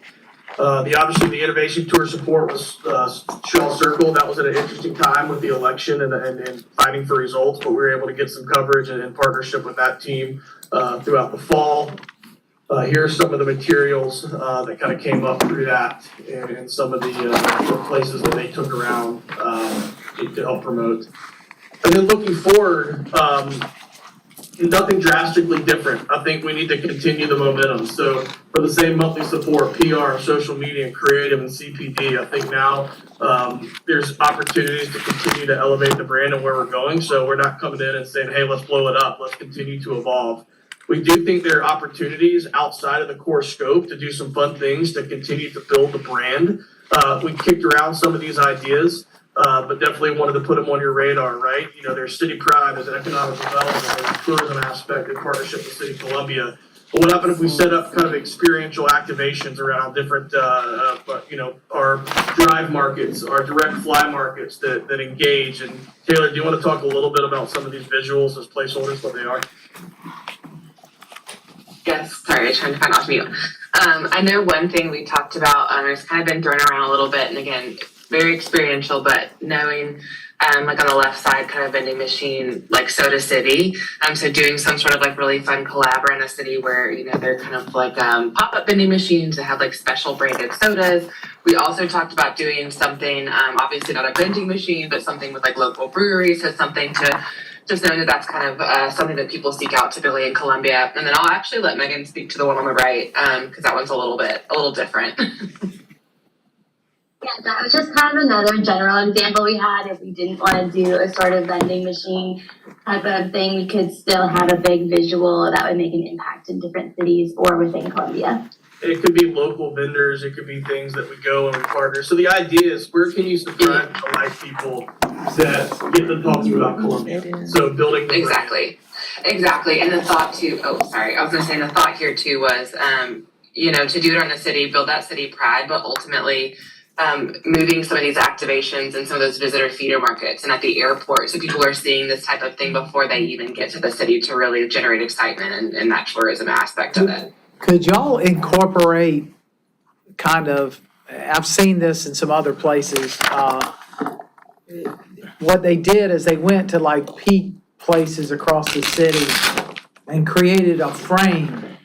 And that frame, people could go in and get their picture made, and you could turn it around. So if you're on Main Street, you could take a picture going down Main Street, or you could turn around, have your picture with the State House in the background, and putting those down our trails by the river and other places. So it becomes a game for people that, you know, they get their picture. I mean, we were at Soda City on Saturday we had a booth there, and, you know, one of the things that we thought about was, why don't we have a dog frame for pictures? There's so many people that bring their animals down there, but you know, they're interacting, they dress them up. I mean, there was even a couple that had two big rabbits that looked like dogs, you know, in a basket, but I thought it was Peter's, but. Get Lola then. But yeah, we take Lola the pig down there and let her, or one of the tortoises. They're hard to put on a leash. Yeah. I do like that vending machine. Me too. I saw that at Kansas City Airport and had local artists stuff in it. Very last minute gift to Solar Ish, too. City vending machines, just Yeah. city. I like it. So is there a budget to be brought forward by y'all if we want to do stuff like this? So the step today was, let's gauge interest, let's get your feedback, and then we're work with Justin and Ms. Wilson on ballparks. We've done some research on the back end, but we definitely can come up with proposed budgets that kind of.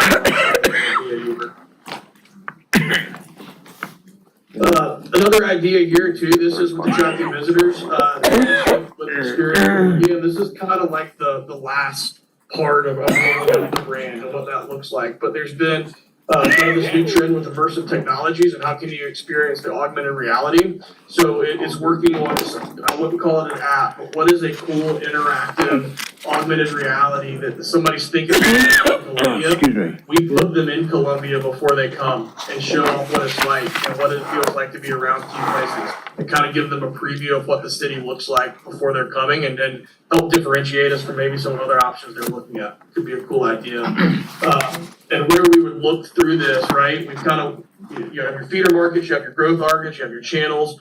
These are kind of where we would start targeting some of those experiential opportunities and or augmented reality. You know, what happened if we work on DMs and we show some people, we have data that's who's interested in having, you know, hour and a half drive markets and what it looks like. And, you know, this wouldn't be obviously in a silo. This is in partnership with Experience Columbia and making sure we're not driving them to that. We're actually would have a landing page where we're driving to on the Columbia website. It's kind of the last piece of the city branding. Yeah. So we're 100%.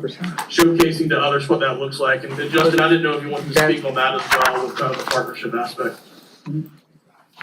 No, it's just, like you said, kind of that last kind of ditch effort as far as like introducing the public and communities, markets around with our new brand as we tell our story moving forward. So this all goes into, I guess, this initial relaunch of our marketing efforts. Idea of the city blog, right? So as we improve SEO on the website, part of that is having relative content that is getting search terms and key hits. So how are we creating some user-generated content that we can leverage?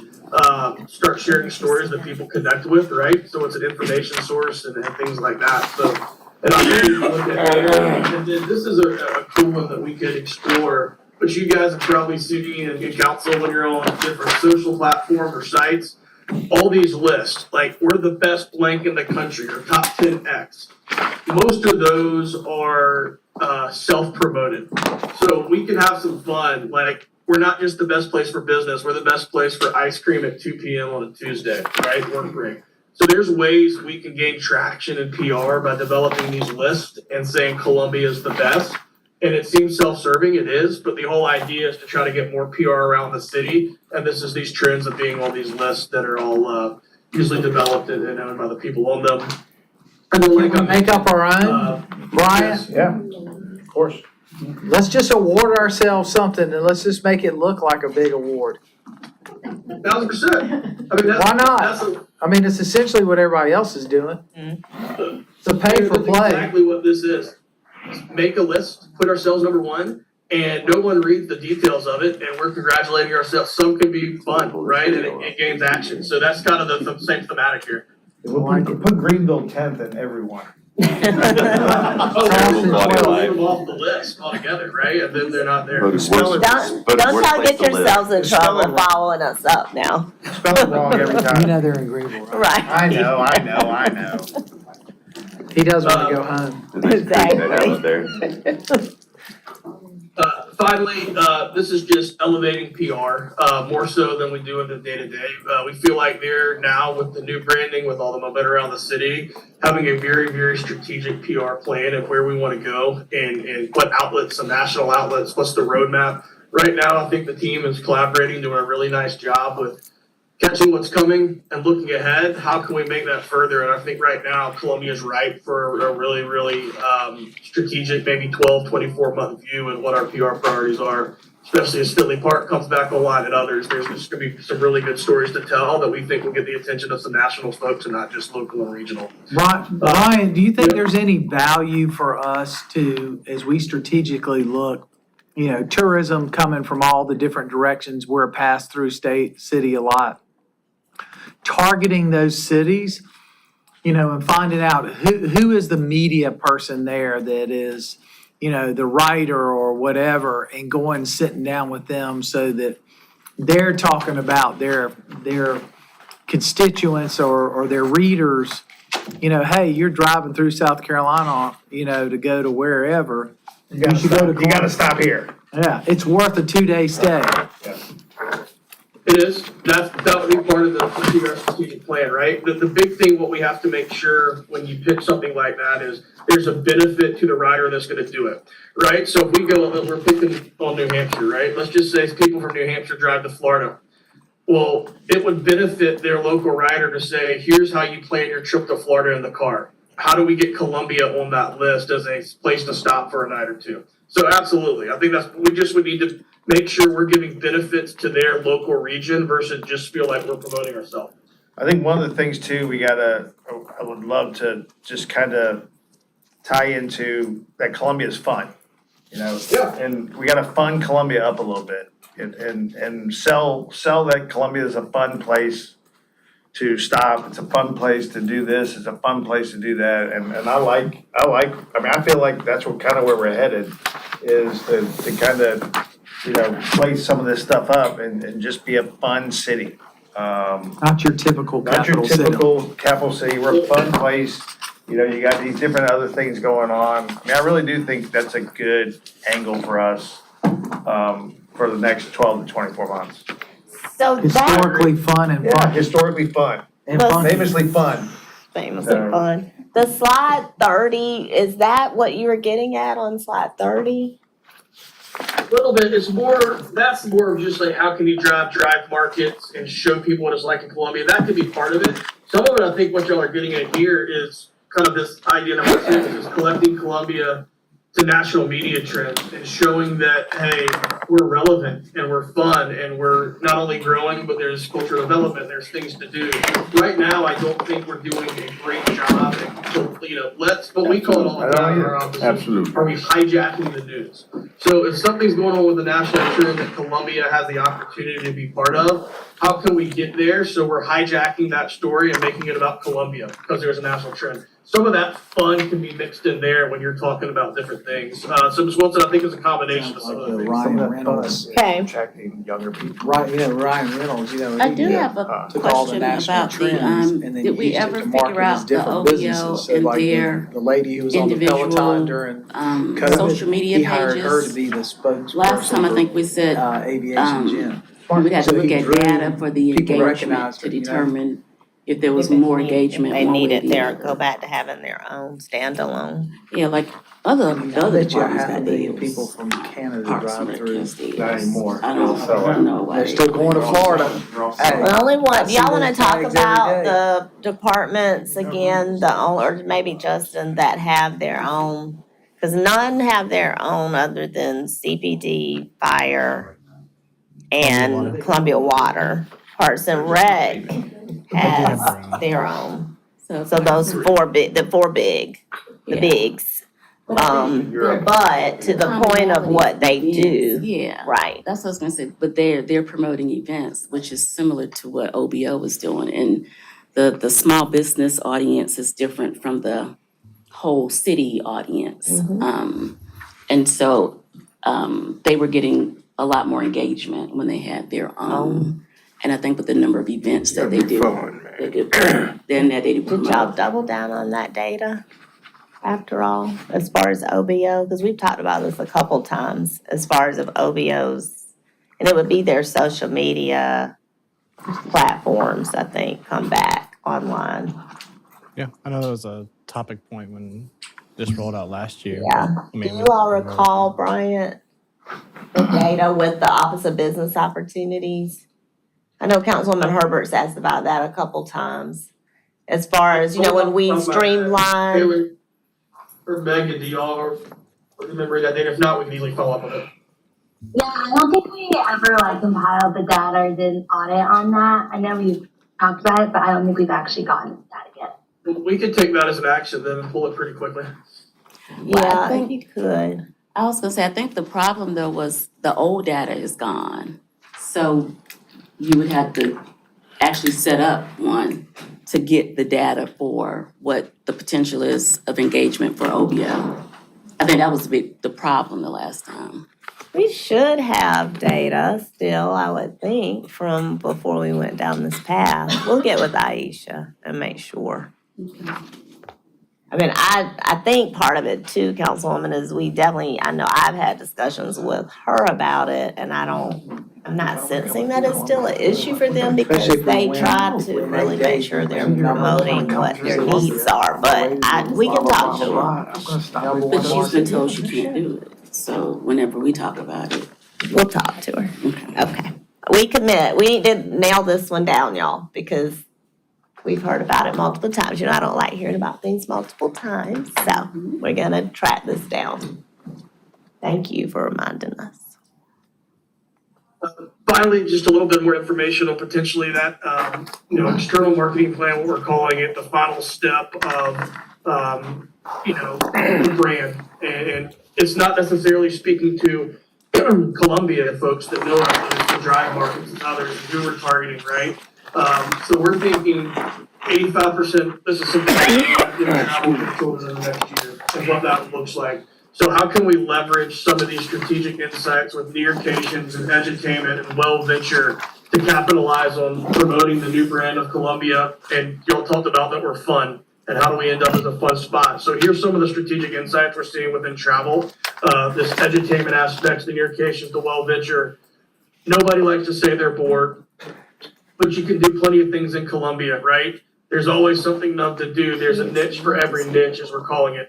So some of these, as we're crafting, this can lead to, there's plenty of things to show off, and we can do interest-based targeting based off the data that we know these folks are interested in. So we can promote our zoo, we can promote the museums, we can promote the culture and the arts, the outdoors. So we can get very, very narrow and strategic in our messaging. So you're promoting this updated branding of the city while you're also trying to showcase the funness of Columbia, what can happen in a very, very relevant audience.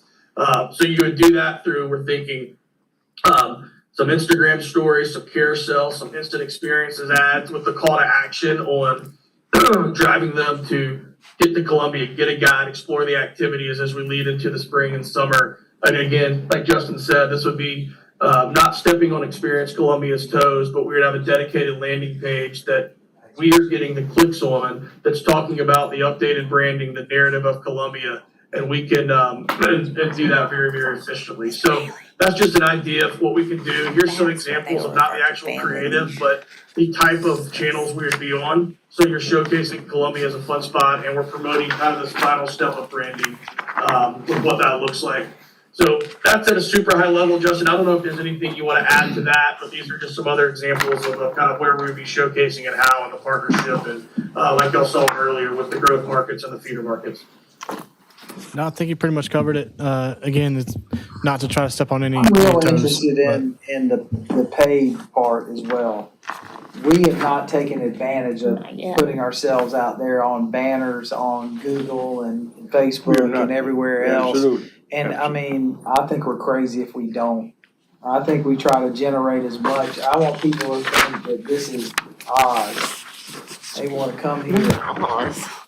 But Daniel's Hey, right Wicked's too. a theme right now. Everybody wants to. There's also there's a less, more people are fascinated with the South too. And what you gotta do is you play into the concept that people are moving to the South. Okay, not everybody's gonna go to Florida, not everybody's gonna go to Texas. So somebody's gonna land in South Carolina, and we wanna attract people to stop here, stay here, and then visit more, and then come here. I mean, basically, that's what we're selling. The one thing we do not need to forget, we need to start developing is the World Cup training camps are gonna be here. And we need to start thinking about how we take advantage of that as well. Yeah, that's awesome. The question that I ask, and I continue to ask, if this city is gonna be fun, there has to be a story. Gonna be, we're already fun. No, Just because you're not fun, that doesn't mean that we're not. it's boring, it's railroad track laden. Again, Who let this guy in here? again, I think it is important to recognize that we do not tell our story in a passionate way to make this city fun. Correct. We don't tell it. I don't know. I We mean, got, just fun, wait, but fun. This city is not fun. You gotta pronounce it. This city is not F-U-N-D. It ought to be F-U-N. What I'm saying is that if this city is going to be fun, we gotta tell a story. Justin, we gotta tell a story about what's going on media-wise. We gotta tell a story that's what's going on in each community that has a legitimate, that shares a legitimate story. We aren't telling our story. We got things in this booklet that is very useful. But hell, it ain't going no further than on the book. How do we generate a story that is going to magnetize this community to be fun again? For people to not. We gotta get you out, cause you missing out on some stuff. I know it. I know I'm missing out on some stuff, but we are missing out on some stuff.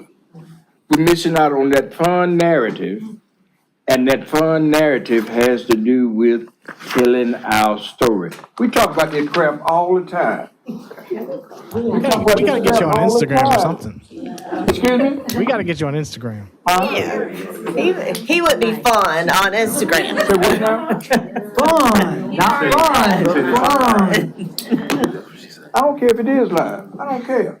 I think this is your We roadmap. need to have something that is going to generate off of this paper into an actual reality in Columbia, South Carolina. Strongly recommend that. Thank you, sir. So you like this roadmap then, Reverend McDowell? You like this as a roadmap? I like it for as a us to get roadmap, but it? that's what it is. It's just a roadmap right now. How do we change that? Gotta fund it and do it, yeah. That's correct. I think she had her hand up near you. I'm sorry. I just wanted to suggest to last time, if you all could tag us on some of the social media stuff, so that the people who aren't on social media a lot, if they get tagged, then they can share it and kind of spread it. And Tyler said that he didn't see a lot of stuff, and I depend on Will to let me know what you're saying. No, but if you could tag us, that's a way for us to also spread out and share the social media stuff. So that requires you all to They used to do it. social media though, right? For them That's to right. tag you. That's right. Are we, We have it. They used to do that. and what type of, I guess we need to define what type of content to, stuff that you're involved in, or just general city stuff? I mean, what's the, we don't wanna They help promote. we push out stuff, so we don't wanna overburden you getting notifications. You're like, I don't wanna see Don't worry, this. she'll let you know. If something needs to be really pushed out. Okay. Yeah. Y'all can Or- email her, email Councilwoman Herbert. Oh, no, Tell don't her do to that. check. Or something that we're eating. Check her social. I used to be tagged on. Mr. Mayor? Yes. Okay, so a couple of things. First of all, I think this is a night and day difference from where we were 3 years ago. So kudos to everybody that's been working hard. I can even tell by city manager, just the morale of the team is different. The vibes are different. Vibes are important. Which is important because you want to be able to believe in what you're creating, in terms of the PR department. So agree with the mayor that we need to focus on a little bit more of taking advantage of paid media. Justin, I know we talked about even just making sure we have presence in a lot of the local partnerships, like we haven't been in the Experience Columbia magazine ever, which is crazy because we fund them. And so making sure we have our presence where we need to be, because that to me is like low hanging fruit in terms of getting the word out. And then one thing I think would be great to request that I had was some of this print collateral. Would love to see it in real life. I've never seen this before, and this is great. Like some of the, who loves Columbia as much as almost we do Southern Living. Like we could maybe think about other ways to repurpose that, to get folks excited. And then I know you touched on it, but I know some of the work was also around the economic development collateral. Did we use that? Was it effective? How was it used? I think the pitch book is finally almost completed, and will be, some of it had to do with getting new photography, headshots changed. So I think the debut of that will be at ICSC in Las Vegas. What is that? What is ICSC? It's the International Shopping Center Symposium. Okay. Yeah, it would be great to just get insight on how people respond to that. And then as we're moving towards consolidation into the municipal complex, Teresa, I think it would be worth also thinking about in that activator space, if we wanted to have T-shirts or something with our brand as well that people could purchase, would be great. And that could go towards Rapid Shelter or some sort of, public facing thing that we do. But just getting more folks to get comfortable with the brand will be great. Yeah. Yeah, that's part of the Buy a budget shirt, that fix a we're. pothole. Don't say that. Don't say that. Buy more than the shirt. I know. Oh, of course. But yeah, Jackets. absolutely, we wanna use that Autograph space to shirt push from the out. mayor. $6,000. How about buy a Fix turtle? pothole. Yeah, my turtle fix a pothole. Come up with something. Perfect. Well, we're always here for questions. Again, thank you guys, for the partnership. For what it's worth, I think Columbia is a lot of fun. Lived there a long time. I think it's great. Yeah, well, I'll believe that when you actually show up here in person. So, Shots fired. You know, full disclosure, I've been to some meetings, out west, or else I would be there.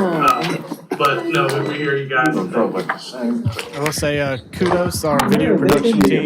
Megan was actually here in Columbia last week from Thursday through Saturday. Hey, the whole crew was here last week. Big for production days. crew, focused on interviews, hospitality districts, attractions. So we look forward to the next steps as far as getting that up and published out. So be on the lookout. Woke up on the wrong. Thank y'all so much. thank you very much. I'll be around on Friday Thank to you. Sunday morning, see what fun looks like. That's what we'll do. Yeah, we need to take him on On the bender. we're taking you on a bender. We'll go out. Friday to Sunday. No, No sleep. No, y'all ain't taking me nowhere. We're gonna take all the fun. We're gonna take you to 40 things that are happening today. Ain't no fun in this city, man. Railroad track. No, come on.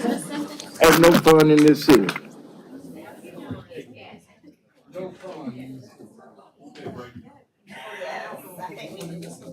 No fun in the city.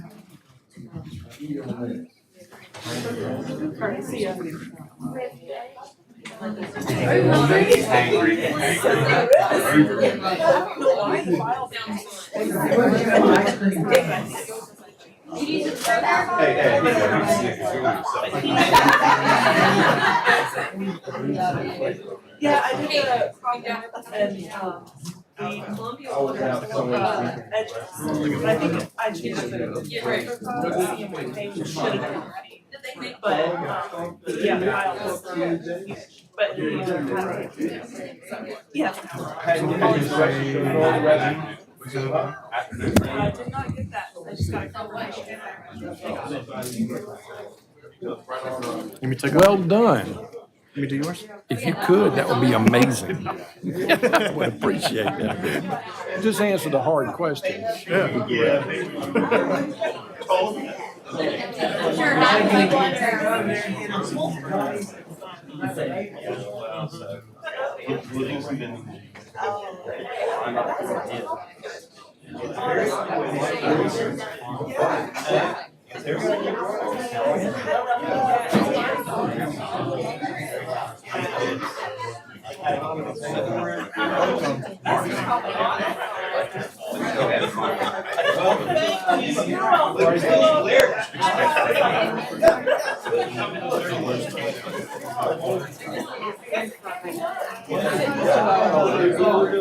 sure to emphasize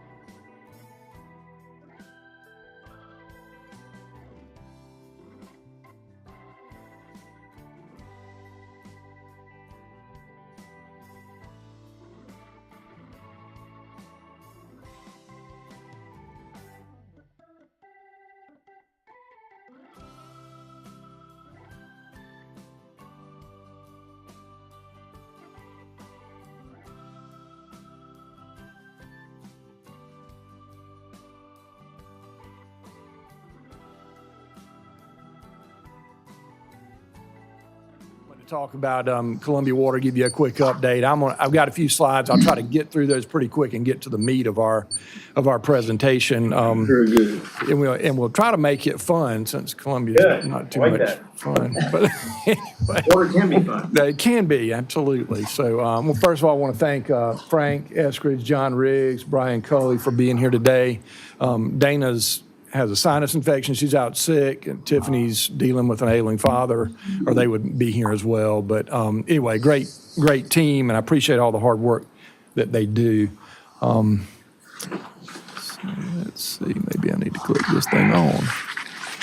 Okay, so we're going to cover a couple things real quick and get down to the meat, which are the threats and challenges rates, CIP, those types of things. So guiding priorities, obviously regulatory compliance. We've got to produce drinking water that meets all the regulatory standards and is excellent quality and protect the environment. We are always cognizant of the growth initiatives of the city manager and council and mayor.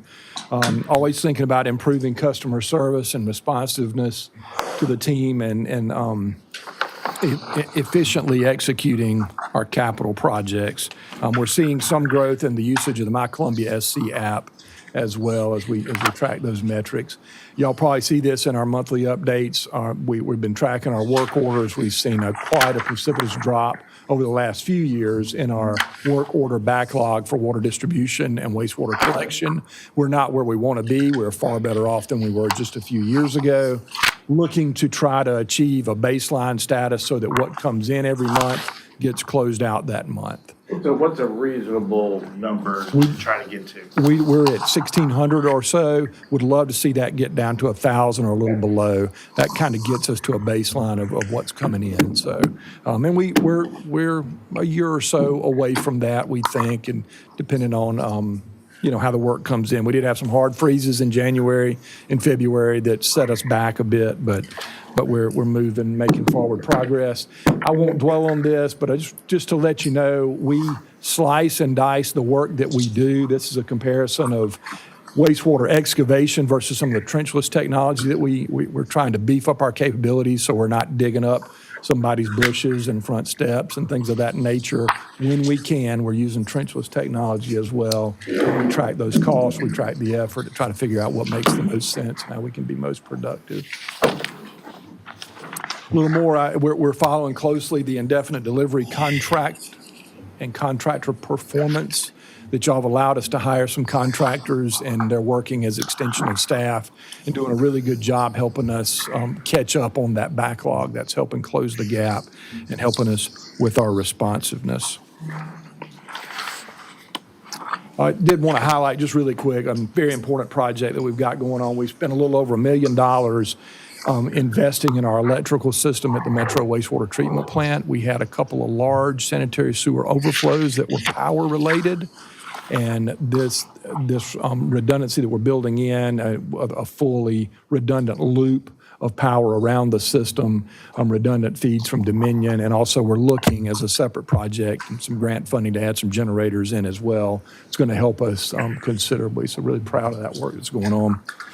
Moving on to a little more of the meat, the consent decree has 20 deliverables, 19 have been approved, all 20 have been submitted.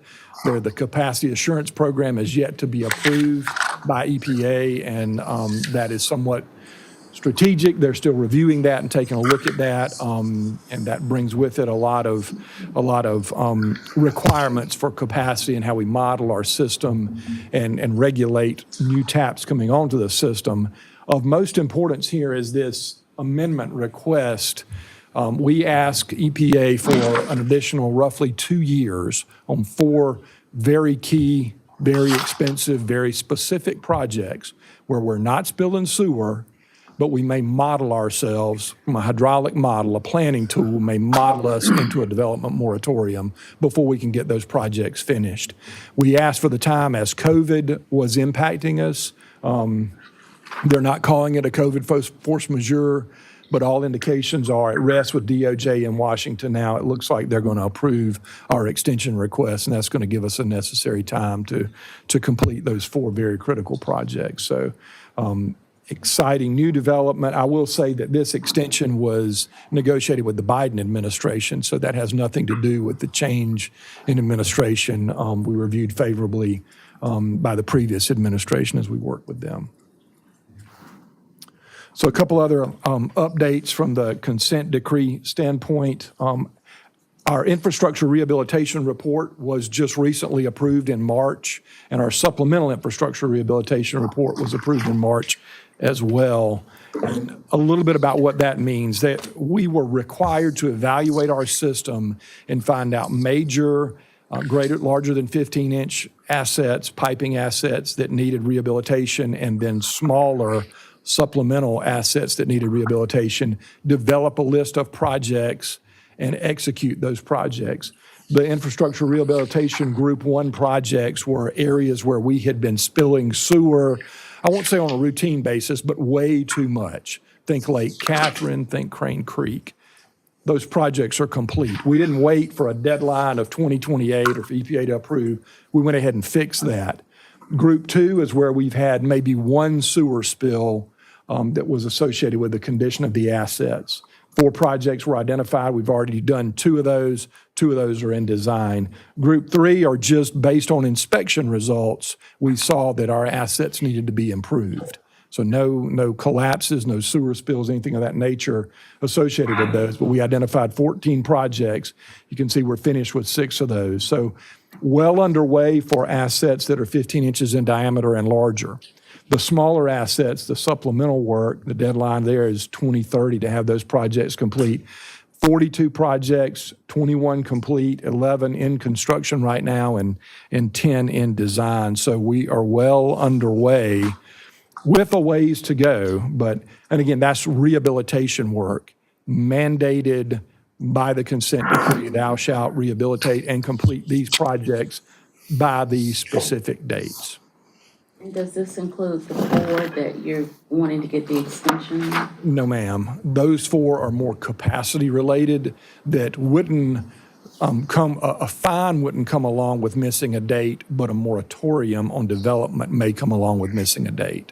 So we also, as part of the growth initiative, we want to make sure we can say yes to new business and new customers as they come to us without endangering spilling sewer and making sure that our assets are appropriately sized.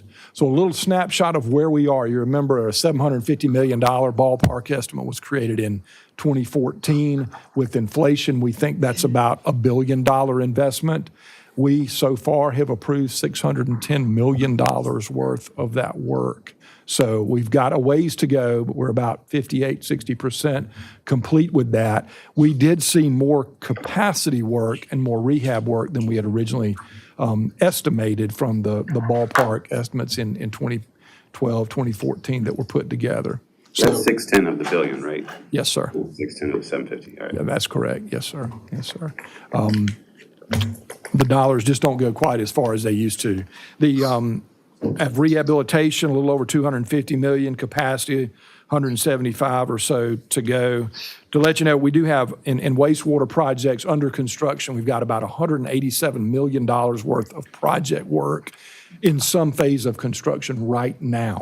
$136 million worth of water work in construction right now. So the investment is heavy. We're doing good things with the dollars that y'all are entrusting us with. A couple of project highlights, and would love to, if y'all are ever interested, take you to see some of these projects. It's pretty impressive, some of the major work that's going on.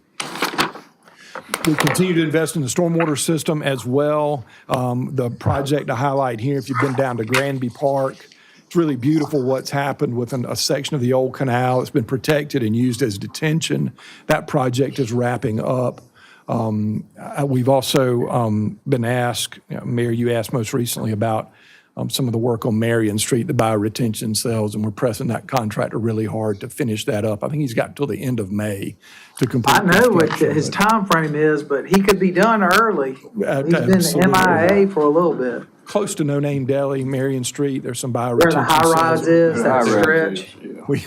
We've had catch basins and equipment sitting there for quite a while. So, but they're still within their contract period, but we're encouraging them to get moving. Couple threats and challenges I wanted to mention before we talk about rates. Inflation is real. We saw that when we bid our alternate water supply project. When that project was conceptualized, it was supposed to be $44 million back in 2020. Well, you bid it in late 2024, that's $64 million. And inflation did that, and we could not bid that project any quicker because we had to go through FEMA's environmental assessment process, which, my goodness, that took an incredibly long time. But we had to do it, and that project is under construction. Crane Creek Storage, we got some help with that from the state and from the ARPA dollars. But again, we saw some inflationary pressures. East Rocky Branch, that's sewer that's serving part of USC and some of their development, it came in so high, we canceled the bid and are repackaging and redesigning some of that effort. So we just couldn't move forward with that. We're okay capacity-wise right now. We just decided to try to reevaluate that There's work. too much work out there and people are throwing numbers on it? A lot of work, large volume of work. So where we can say we're going to hold off, we're trying to hold off, we're seeing a glut of the SKIP program, the grants that came through the ARPA process to the state. They've been funneled through RIA. We were the recipient of $10 million. A lot of utilities were the recipient of those grant dollars. Those projects have about 9 to 12 more months before that money has to be spent. Those projects have to be completed. We think we may see a little more contractor availability. We're already starting to see more consultant interest and availability because the design of those projects are winding down. That usually leads the contractor market. So, I mean, how do you even break up a $17 million estimated cost at 34 and even make it? So we had some micro tunneling underneath a band practice field at USC. We've been working really hard with. A nice field. And we're cooperating with them, and so we've narrowed the length that we'll have to do that. We think we can bore and jack under part of that. There was a lot of risk associated with that. That's some of the feedback we got on the design from the contractors.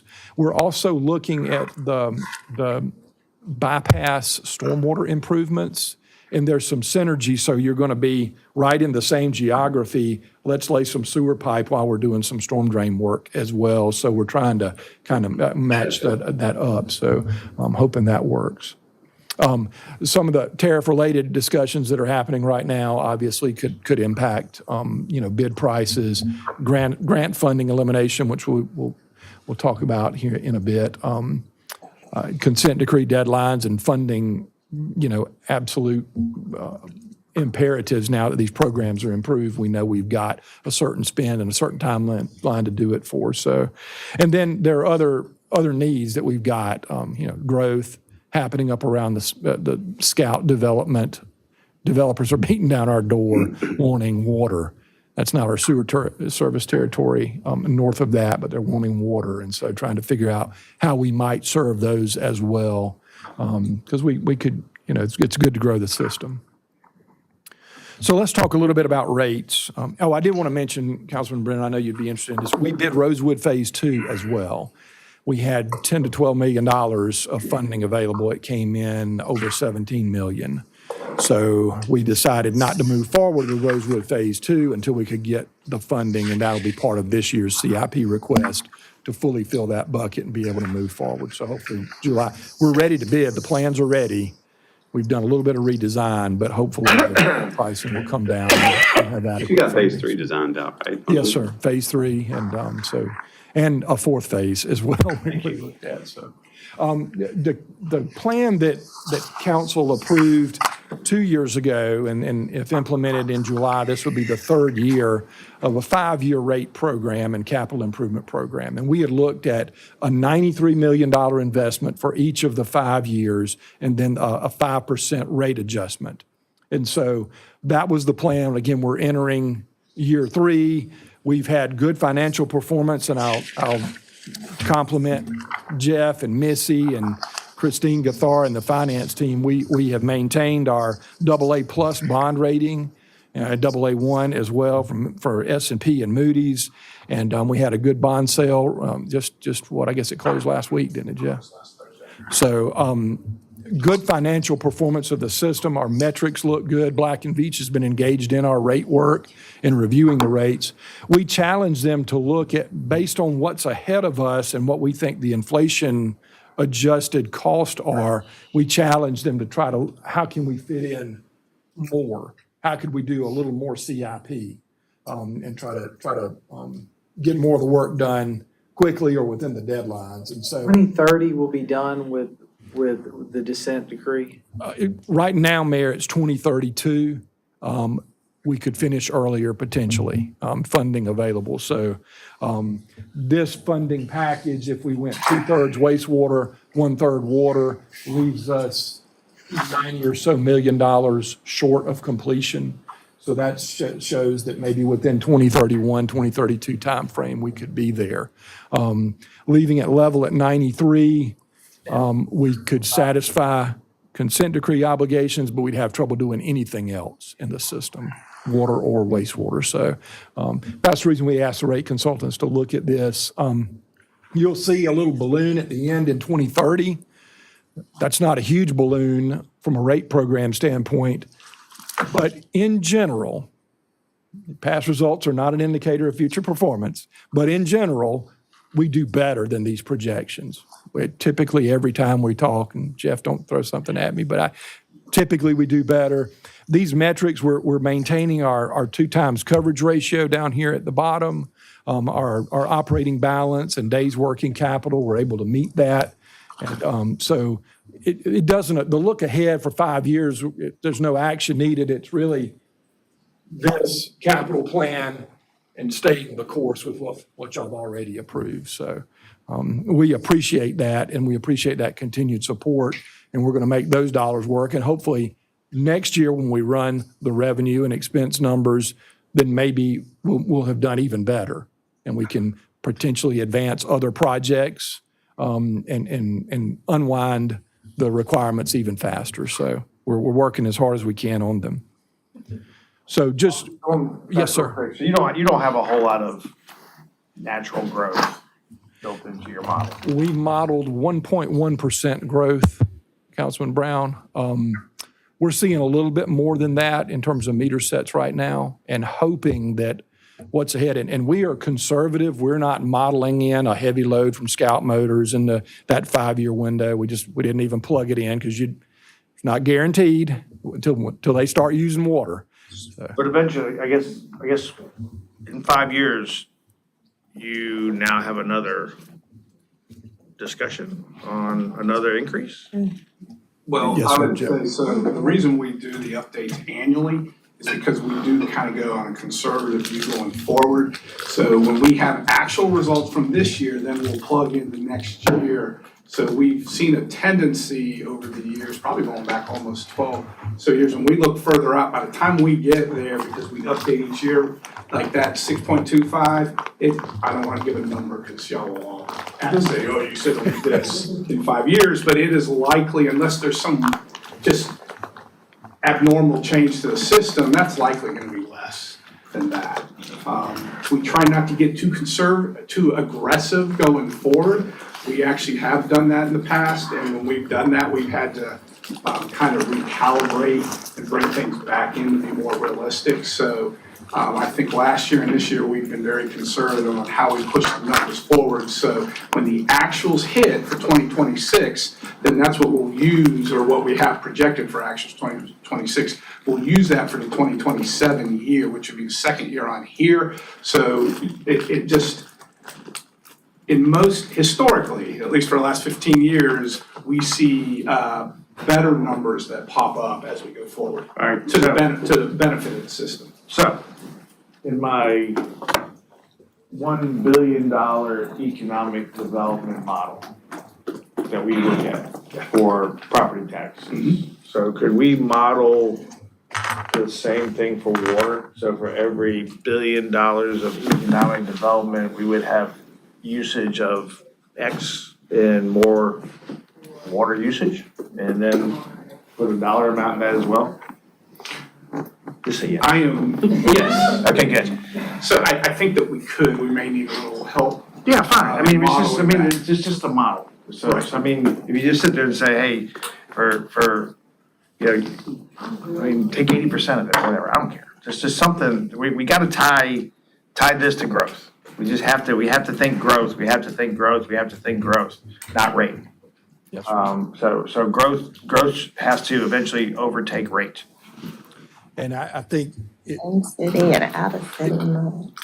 certainly the least growth, match it. the growth that's happening outside city and what we expect is going to happen around Scout is huge. I mean, but even, you know, you think about like around the university and just. All of the just stuff. 2,100 empty lots, if they were actually using Right, water. and that's what I'm saying, so what we have to do is, I That's want revenue. to equate this to economic development model centered around every $1 billion of model any way you want, residential, multifamily, you come up with anything you want, you can't be wrong, it's a model. I mean, it's like, it's a, you know, that's what we say in my business. Adjusted. It's an estimate, okay? And people go, well, I'm afraid the estimate won't be right. I said, how can an estimate not be right? It's a guess by design. So all a model is a sophisticated guess.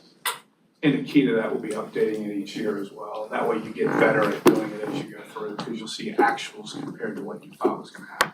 But to his point of the $1 billion, if it's in the city limits, the cost of connectivity is much less than making the long runs to major economic development investments, right? Yes, sir, it is. The water bill is significantly lower as well. Yeah, revenue and again, you can tie it into Yes, sir. any metrics you want. I mean, they're your metrics. 400 units on a half a city block. Not bad. For distance. Not bad. Not bad. That's not bad. We'll take it. I mean, Yes, sir. there's just stuff going on and we gotta equate stuff to money. And I think, you know, just historically, engineers and you know, the analysts that do this work are pretty conservative. And we haven't pushed them too hard because we like to do But I'll give the better. residents their cell number. How about that? So, you know what happens though, the engineer who flunks out of engineering school becomes an accountant. So, I didn't say that. I did not say that. I wish we had more. So what we can do is take a look at some of our most recent projects that have completed, take a look at the new water usage, compare it to when it was just a lot or whatever was there before. Take a look at the cost of service, because there'll be some increase, but we could use that to model just some what ifs going forward. something. But, you know, the other thing is that if you got a trunk line on whatever, and you're adding a whole lot of other houses empty, I mean, you're getting the value of your other estimates, so your cost structure is not much more there. No, I'm not anticipating it to be huge. I can just tell you, out where I live, there's probably gonna be another 5,000 homes. That's great. in the Yeah, next- and we'll it's service all on every our one of them. system on out of city rates. That's some. We could give you some door hangers, you can, when you welcome people to the. We're encouraging large yards with lots of. Yes, heavy irrigation. Irrigation systems. I like it when Jeff irrigates. I like it. So, But you know, that's a good part of the model though, so you have residential, people water their grass, that's just the way it works. So It would be anyway, interesting this to would be look at a it really from a good, different angle. something for us to really grow into. Yes, sir. So just really quickly, CIP, you'll see a little bit of reduction in the water CIP for this year. The Rosewood Phase 2 is include that $7 million of additional funding there. We've got some necessary things at our treatment plants that are relatively small that we need to do. The reduction there is that we had to utilize a portion of the wastewater funding to fill that gap to have enough money for the alternate water source project. So we had to shift resources around a bit. Large wastewater investment, $15 or so million in East Rocky Branch, $9 million in annual rehabilitation work. We have a $31 million project estimated at the Metro wastewater plant dealing with how we thicken the residuals before we dewater and take those to the landfill. We've got some very antiquated equipment out there that's near the end of its useful life, so pretty important. And that's not consent decree driven, so those things have to happen as well. And then the stormwater projects as well. So I'll touch on Canal really quick, and I'll end with that, see if y'all have any other questions. Our resilient water supply project currently under construction, canal embankment recovery, we're finalizing FERC license amendment approvals, estimated to go to procurement this fall. Same for headgate replacements as well, with that final FERC licensure amendment going to fall. So we've got some dollars in the CIP to help close the gap between the grant funding that we got for the headgate replacement. We think this is public assistance dollars, and we hope those dollars are secure. And then we'll talk about the first project in just a bit. So any questions? I know that was a quick update. Anything? I will just to, as a reminder, Dr. Bustles had asked for a overview of sanitary sewer overflows, and I didn't touch on that today. Frank's going to deliver that next week for us at the HSE committee, and to kind of look at the last year in review and see how we're doing. So, all right. Which we'll talk about this in more depth, but the point you made about the time it took under FEMA